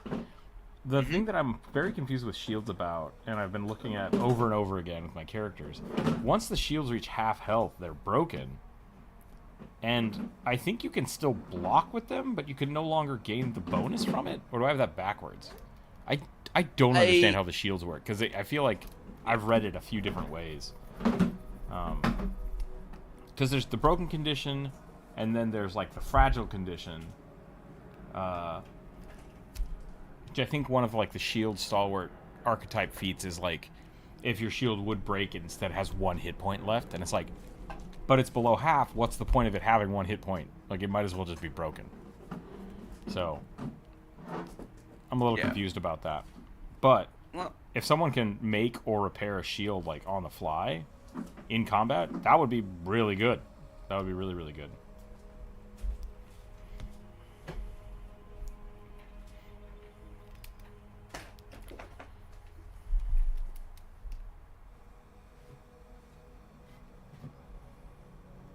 I assume you're looking it up right now. Yeah, sorry. No, that's fine. You do that. I'll make some banter. I watched a YouTube video because I've been looking at bows and stuff recently, and this guy went to Africa and brought a compound bow to this native tribe who was really good at archery, and so they were just showing off their skill and they were awesome with it. And then he pulled out the compound bow and like took the target and walked like 300 yards off, and they were just like, you can't shoot that, that's impossible, that's stupid. And then he did it and they were like, what the fuck is going on? I thought that was really neat. Like, and then they were trying to shoot the compound bow and it was a good time. I hate compound bows, but but they are amazing technology that you can't really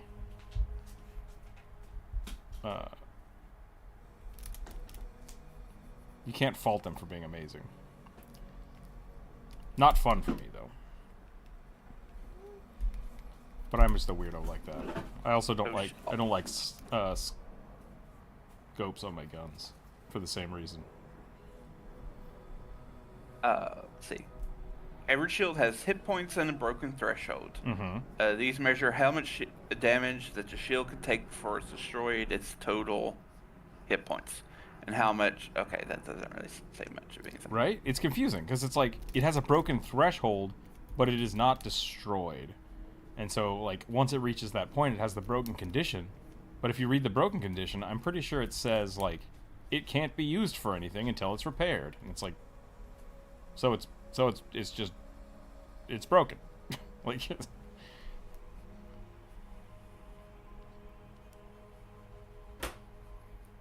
You alright, kid? If anybody knows how this works in Pathfinder, please let me know. Yeah. It's one of the reasons I stopped playing the tree monster, because it was too confusing to try to figure out.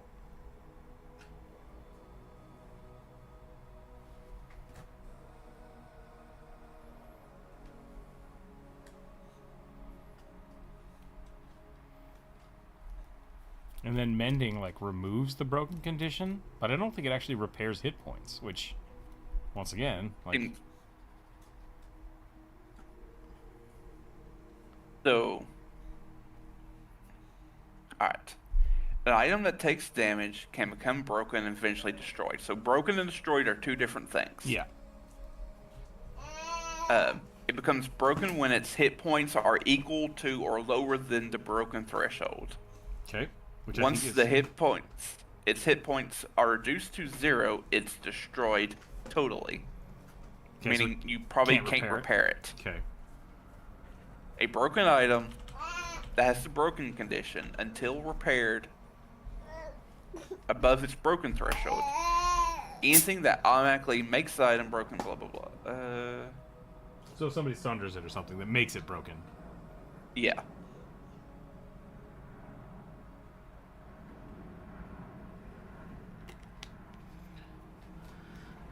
I think that implies you can still at least use it to, like, raise your shield to get, like, hit point or AC bonus. And, like, I guess if it's hit again, it just is destroyed. Okay. Yeah, see, that's... And maybe it's because the shields I've been using are so low level. Like, what's above a steel shield? Reinforced shield? Kid, what are you doing? Why are you screaming? You need some food?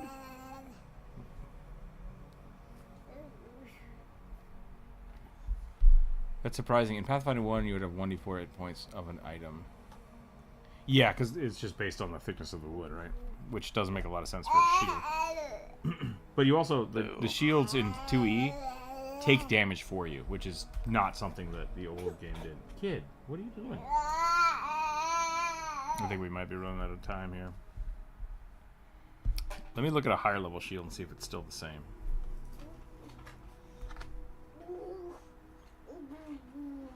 Yeah, it seems like it's always half. So once a shield reaches half its hit points, it's broken. Unless it's made out of adamantine. Okay.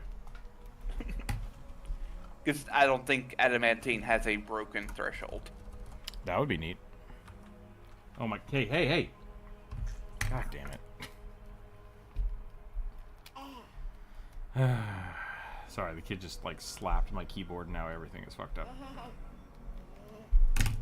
P2.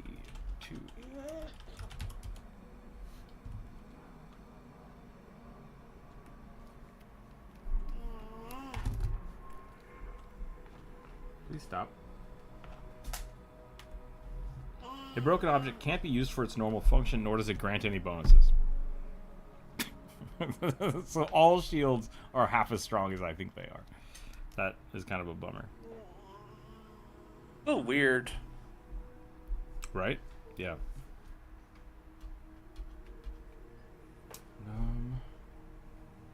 I think there are some feats that let you use your shield beyond it's broken, or like when it's broken. Yeah. And that might be the thing that I was talking about, that if you use it when it's broken, it goes to 1 hit point instead of being destroyed. So you get like one more shot out of your shield without breaking it. It is kind of fun running with characters that have multiple shields, though. So that I do like that. I find it a little annoying that a lot of shields just have a pretty low threshold. Yeah, they're really like, low and they're cheap. So that's not how like a lot of like real shields were. Actually, it might be more closer to the truth, because like I've done I had some friends that were really into HEMA. And I was really into like making shit, so I would make them shields and weapons and stuff. And we took some we tried to build like authentic like Viking shields, as much as I can say authentic, with like screws. Right, it's like not traditionally made, but like traditionally designed. You throw some actual like javelins at them, you get like 2 or 3, and then it starts falling apart. Like, so maybe it's not that far off. Swords kind of, or shields kind of. I don't know. I could see a steel shield fighting with a steel sword. Yeah, it's not gonna break. Right, it's just not gonna break. Yeah, that's what it's designed for. But like a steel shield's breaking has dear Lord, has 20 hit points, and its breaking thing is half, so 10. I'm just like, that's really low. Yeah. Yeah, that just feels really low. I was also wrong about adamantine.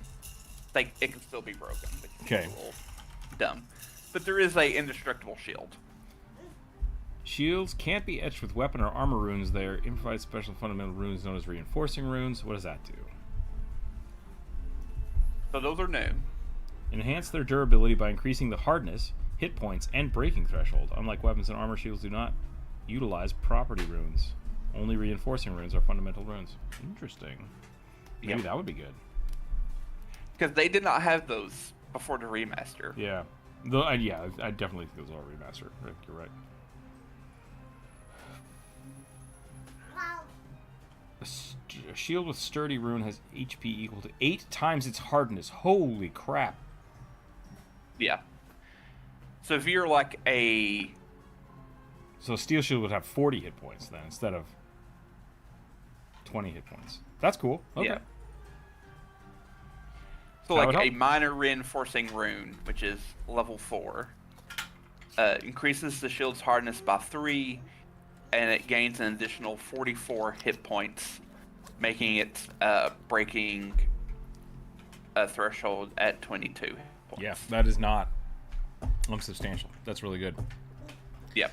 Yeah, in Pathfinder 1... It's really weird that they did not have that in 1.8, in not 1.8, but in the first version of 2.8. I mean, my biggest beef, like, cock-up that they did... Kid, do not turn off the computer, please. Was like the tattoos. Like, the tattoos were a big Pathfinder thing. The Pathfinder had a really good system for tattoos. And so in Pathfinder 2, they had all the feats and features and archetypes to become a tattoo master, and no tattoos. that you could Yep. do. And I was just like, how did you guys skip that part? Like, that's... Yeah, they didn't get any new one, like They no didn't add 'em level either. 1. Oh, they did. Not in under level 2. Yeah, they do. Maybe my Foundry's not updated then, because I still can't find them in, like, Path Builder and stuff. They're just not great. There's only, what is it, 1, 2, 3? There's 4 level 1 tattoos. They all come from the Treasure Vault book. Okay.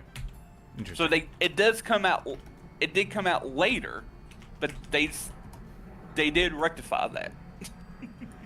Because like if you take a feat, it lets you get a bunch of the I think it gives you, it's like you get 2 or 4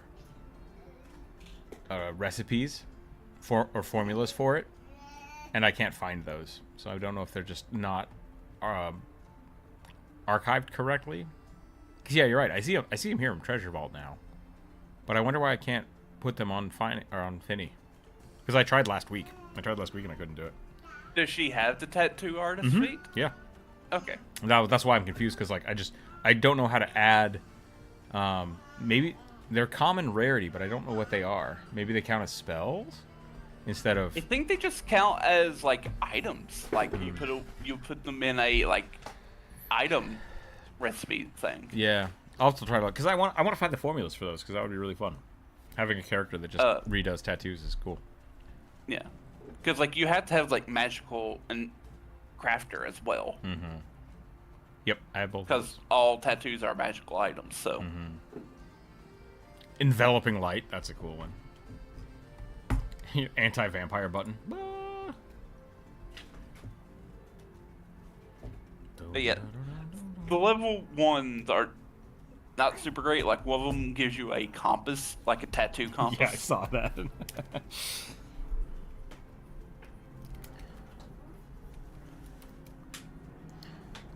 Okay, what can I do to make this guy look mutate-ish? Give him bird hands? Give him bird hands.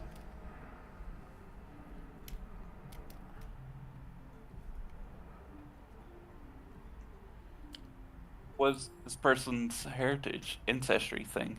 Yeah, they're human. You give them like, I don't know, giant bat ears for hearing. Oh, that would be interesting. Or hawk eyes. Hawk eyes would be neat. Yeah. We'll turn this guy into a bird.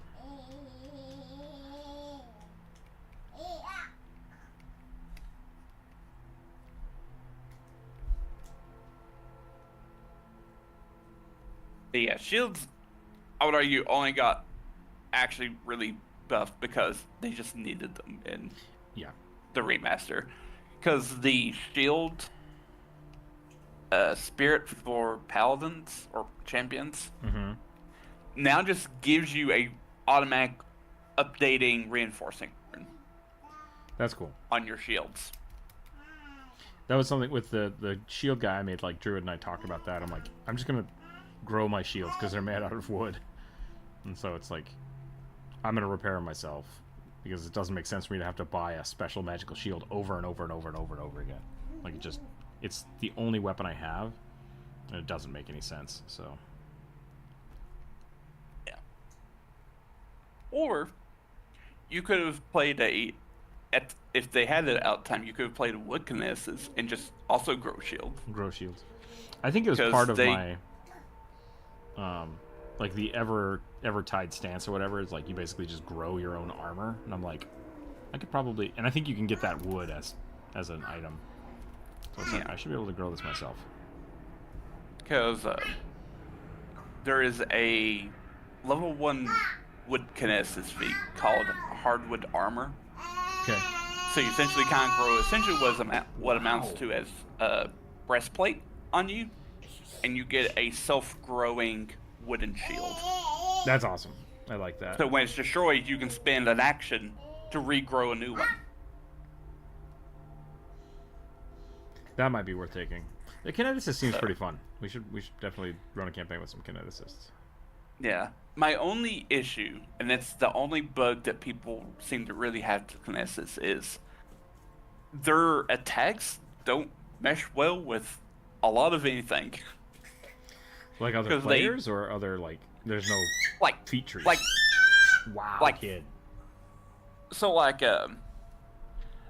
they don't count as spell attacks and they don't count as strikes. So that means a lot of feats that call out for strikes or spells, they just don't apply. Interesting. They count as attacks, but it's... I think we had an argument about this the other day. And I think what we came up with was when you make an attack, like anything that has the verbiage of attack in it, it says like you make a strike. So I would argue that it should count towards anything that is strike based. And then the spell stuff should be the alternative, right? Like maybe like the what's it called? The unique infusion that you can get. Those should count as like spells, because some of them actually just flat out like this infusion basically mimics the same thing as a spell, except for it's permanent. Right. Like the there's a level 1 thing called like Sentinel Tree. Okay. And you just grow a tree as per the rules of Protector Tree, but instead of it rotting away, it just stays. It's just a tree. Yeah, you just literally just grow a tree in the way. One of my friends, when I first got him to play Pathfinder 2nd Edition, he built a wood wizard. He went to primal. I thought he was gonna be a druid, and he's like, nope. I'm a wizard, but I'm going picking from the primal thing, and picked all of the wood spells. It was really funny, like nice. Growing giant trees and then dropping them on people is hilarious. Yep. Or turning into a tree. You can turn into a tree and then just like heal people and stuff. They would really like the wood kinesis. Yeah. Because they get a lot of things like that. You can like grow a bit of fruit, have someone eat it, they get hit points. Yeah. My little shrub guy has that passively. Oh wow. Hey. Sorry, 1 second.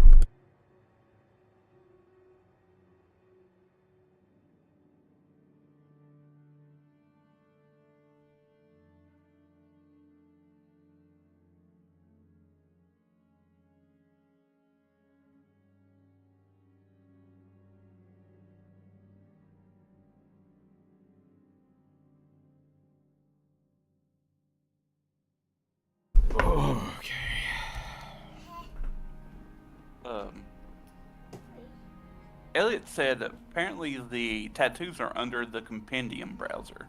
Yeah. I can.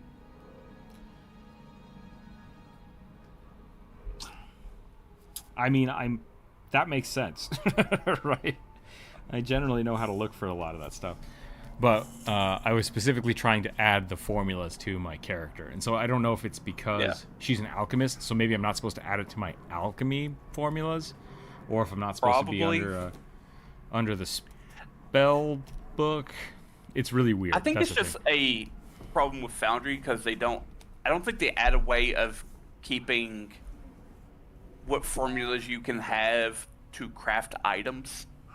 Well, yeah, you can literally just grab any number of formulas you want from the compendium and throw them into your knowledge, your known formulas. It's really weird, because like with spells, a lot of times they're like, you have this many known spells. They don't do that with the alchemist, and it's a grab bag of bullshit. And so much so that originally, at one point, it's like, 4 common alchemy spells, and then you get 2 per level. I'm like, that's kind of easy to keep track of. But then one of the items is like every known common alchemical item. And it's like, yeah, they got rid of that, I'm pretty sure.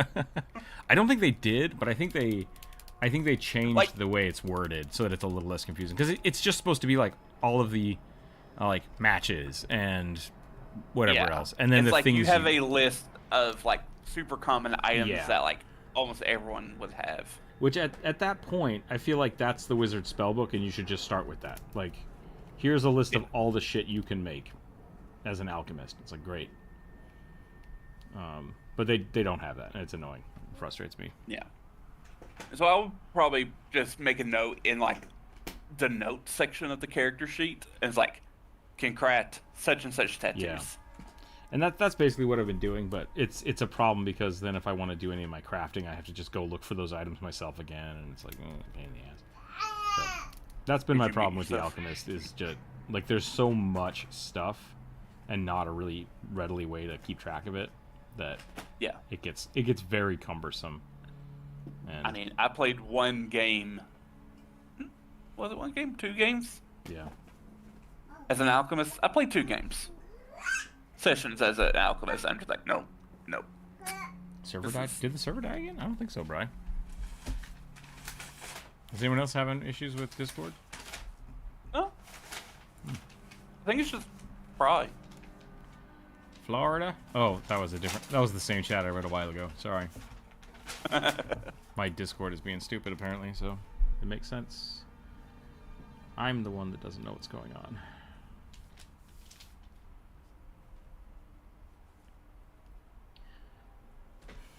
So here's how my brain works. I'm going to give you guys the, hey, that sounds like paper ripping, kid. It is. That's fine. It's your paper. You can rip it.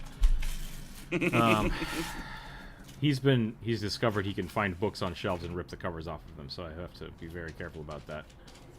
Oh, I will be fighting that kid. But continue. Here's my brain. I like bow. Bow good. Go shoot bow more. Awesome. Look at new bows. $400? That's bullshit. I'll make my own bow. Look at making a bow. Start with a plane or a rasp and a bench knife. It's like, let's get one of those. $70. That's too expensive. I'll make my own. How do I make a bench plane? Start watching videos on YouTube, figure out how to do that. Step 1 of making a bench plane. Get a plane. And it's just like, you can't, I just like infinite looped myself, because the only way to make a bow is to get a plane that requires you to buy a plane to make one. And I was just like, the fuck just happened here? Yeah.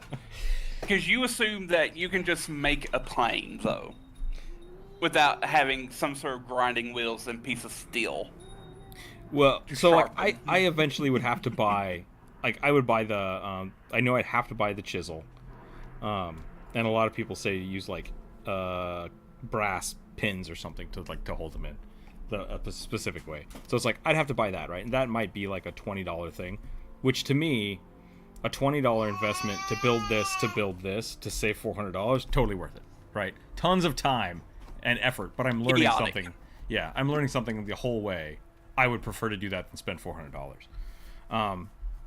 Even if I ended up spending $200 and still did this whole process, I would be happy with that, right? So, but it's just... Or you could go to a peddler's mall. Peddler's mall? If you know what that is. I have no idea. I've never heard. It's like a flea market? It's sort of, yeah. Like, people set up little stalls. They pay peddler's mall to sell stuff for them. Interesting. Okay, that sounds like a flea market. Yeah, it's basically like a flea market that people just like, here, we want to sell this stuff, but we don't want to actually sell it ourselves. Will you sell it for us? So it's like consignment, a consignment flea market. Yeah, kind of. Okay, that's cool. You could probably easily go to a flea market, a junk shop, and find a nice plane from like the 70s or earlier for like $20 at most. You just need to sharpen it. I would do that. Imagine you know how to do that. I do indeed. But I have all the stuff to do that. There is an easier way of going about this instead of making your own damn plane. But that's how my brain works. So like, it's just like compartmentalize everything down. Kid, whoa. I think I need to go give him some attention. I'm not mad at Rick, just so people know. I'm just like baffled by the leaps in logic of just like trying to get to this situation. For some reason, the mid-roll ads don't want to load on YouTube. Interesting. That is weird. I think it's probably about time to call it anyways. It's 2 o'clock. I didn't get to draw the bow yet. Maybe I'll just draw a quick bow here. But yeah, that's what I did with the leather belts. I was like, I could buy a new gun belt. or I could buy all the leather equipment to learn how to make them and do that. So I did that. And I probably spent the same amount of money as just buying a belt, but I've made 3 or 4 of them now, and I'm pretty happy with them. So, like, I love that kind of thing. I love learning new skills, and I love spending money on myself, if that makes sense. Like, to teach myself something. That's generally what I've been doing for like the last birthdays. It's like every birthday, it's like, okay, what skill do you want to learn for your birthday since we're leveling up here? And so instead of getting underwear, I get tools, which has been fun. And this kid is going bananas behind me, so. Where did you get a book? No.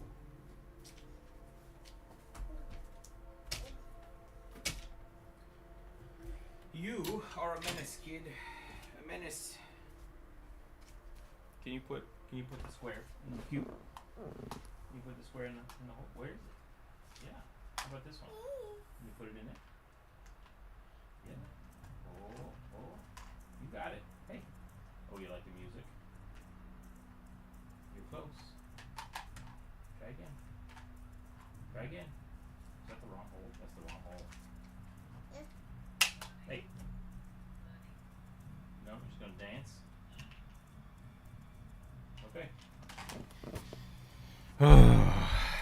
My life is bananas right now.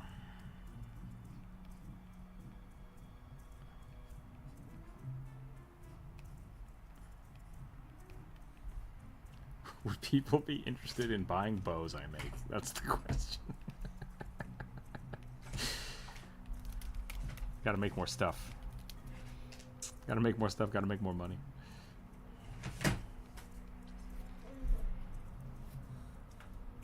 Would Patreon lose their shit if I made bows for people?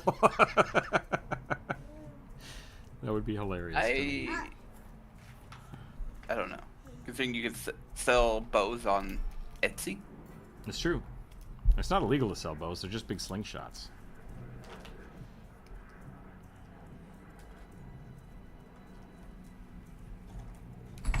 Hey, no, you can't play with him. You're not gentle. I also don't want you playing with my camera. You should not be up on my desk like this, kid. You know it is against the rules. Play with that. I don't want you to fall. We're gonna put you over here. I know. Okay. I think we're gonna call it there. Thanks for letting me ramble today, everybody. Corvus, thanks for talking to me about the books.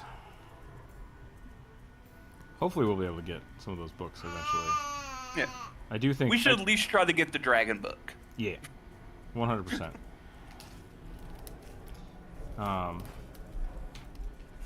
We should try to figure that out, yeah. Oh no, what did I do? I like that I did this really early and it looks great and this looks good and then this is what happens when I have to watch the kid. It feels very sloppy to me and it makes me sad. I want to spend a little more time on this guy, but maybe I will. Maybe while the kid is distracted with headphones.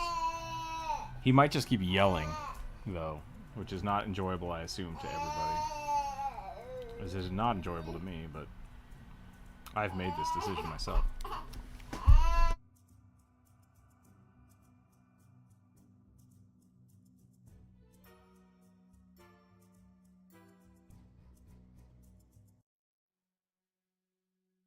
I love how I mute myself. Damn it. You wasn't muted. Every time I mute myself, he stops yelling, and then I unmute myself and he immediately starts screaming. It's fun.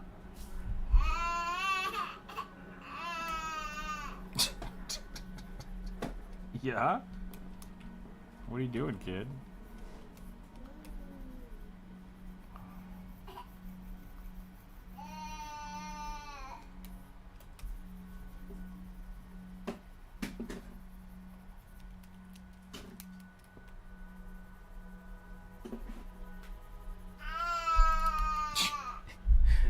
My dad gave me a set of those like neck fans. Like you put them over your head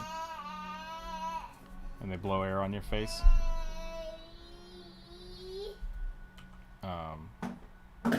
And the boy loves them. But he puts them on and screams into the fan, is what he's doing right now.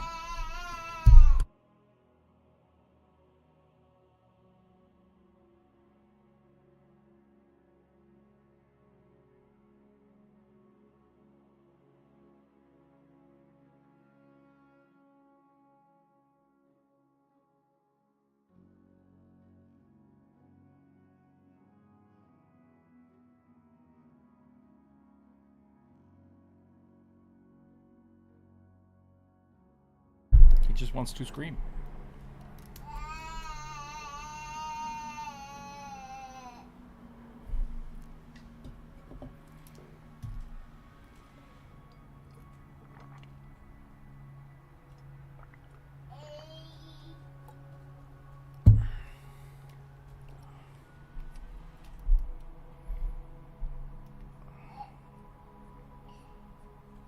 Did you break it?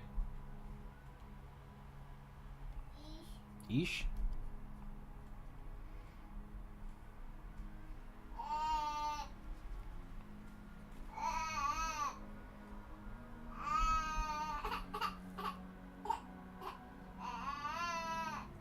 Is it funny?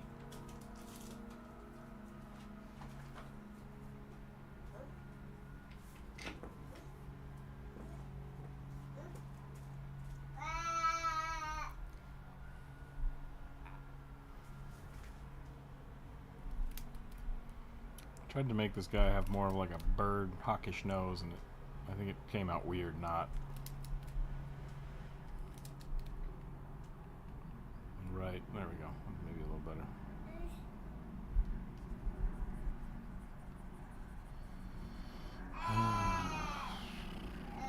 Oh, child, why do you do this to me?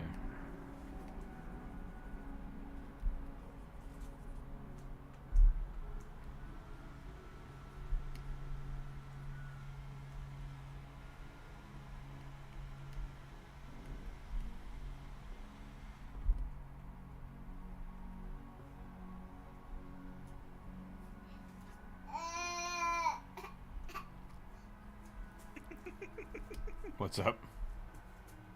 Kid. Oh, yeah. Fine. Just screaming into a fan. Pretty good kid stuff. I mean, I used to do that all the time, so. Oh, yeah. I can't fault him. I just have to deal with it.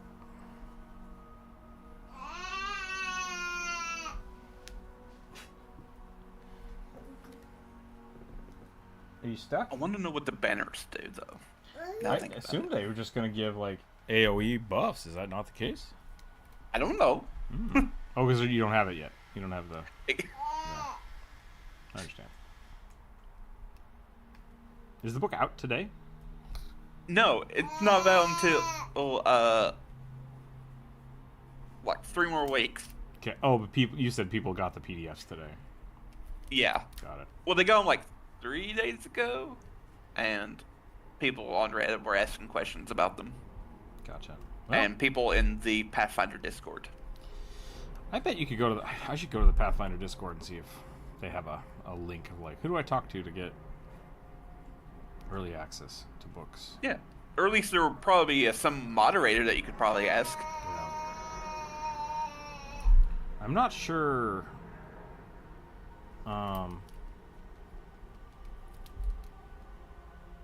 I'm not sure exactly how that goes through. I remember I talked to someone for Path of the Righteous, because I wanted to make a video for them.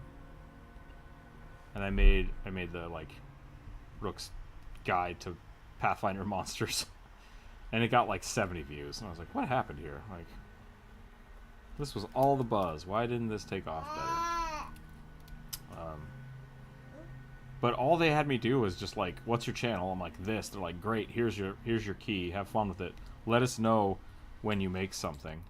And so I sent them the link to the video, and they just never ever responded to me. I was like, maybe it was a bad video. Maybe I did bad. But to be fair, my computer could not run the game, so Yeah. I don't know how much And, of that was my fault. Pretty low, I'd say low volume channels, but like channels that are basically like yours. Like if they can get like a review copy of it, I feel like you could easily. Yeah, I mean it behooves Paizo to do that, to just like send out tons of copies.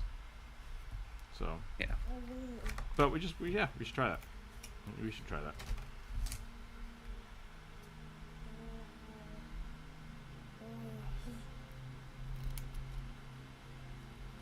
And if we need to start a Pathfinder book reading podcast video, we can do that too. Instead of just doing live streams. Yep.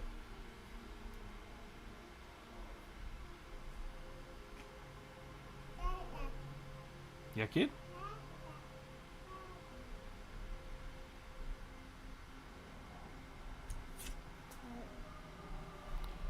What was that? Pops. Oh. That's fine. I'll build more birds. What'd you do with the other one? If we lose that, your mama's gonna kill me. No, hey, give that back.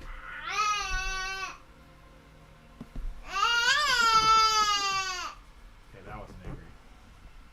I think you need a break. Yeah. Okay, I think I've fixed this enough to where I don't feel bad about it anymore. Spend a little more time on it. Give him a little stuff. Maybe he needs like a little strap here. He's got some little garbage.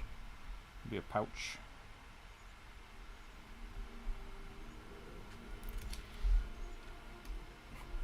I wanted the eyes to look hawkish. I did not do a good job of that. They don't look hawkish at all. Maybe the bat ears was a better way to go.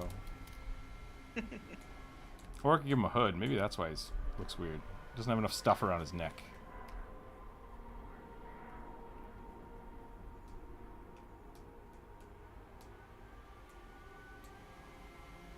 Sprite swaggin'? What is this? Hypothetically, got mine. It says some of the feats for the commander and guardian. Nice. Okay. That someone was talking about. I thought you might be interested in. Yeah.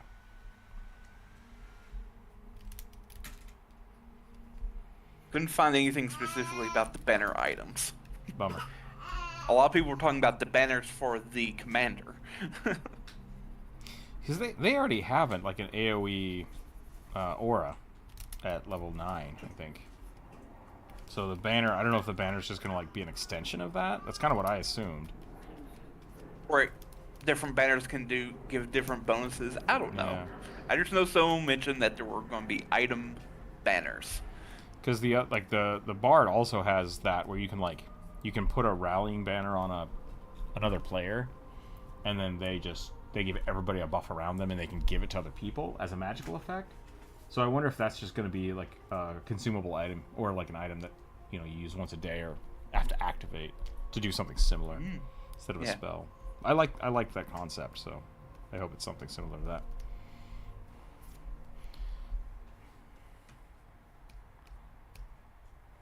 Okay. Yep, I think I'm done here. It is 2 o'clock, so we're gonna call it. Got a pretty good chunk in there. If you didn't get your stuff drawn, I'm sorry about that. I will be gone all next week. I'm gonna try to get some shorts done this afternoon, so that you guys will still have some content next week. Maybe I should do some for Wednesday or something too. You want the rest of this? There you go.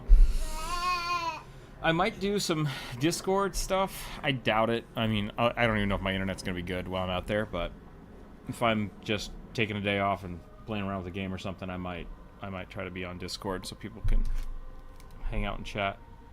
So watch, keep your eyes peeled for that. Go check out the Patreon. Should have a new sticker coming here at the end of the month. It's probably the beginning of next month. Gonna be working on that video as well. We'll go from there. Hey, don't touch that. I don't want you to break that, please. That's all I got. Thanks for hanging out today. Thanks for chatting with me. Thanks for the good info. Corvus, you and I can try to figure out that thing here this afternoon if you want. And that's all I got. So stay happy, stay healthy, keep your eyes on the table. We'll catch everybody later. Bye.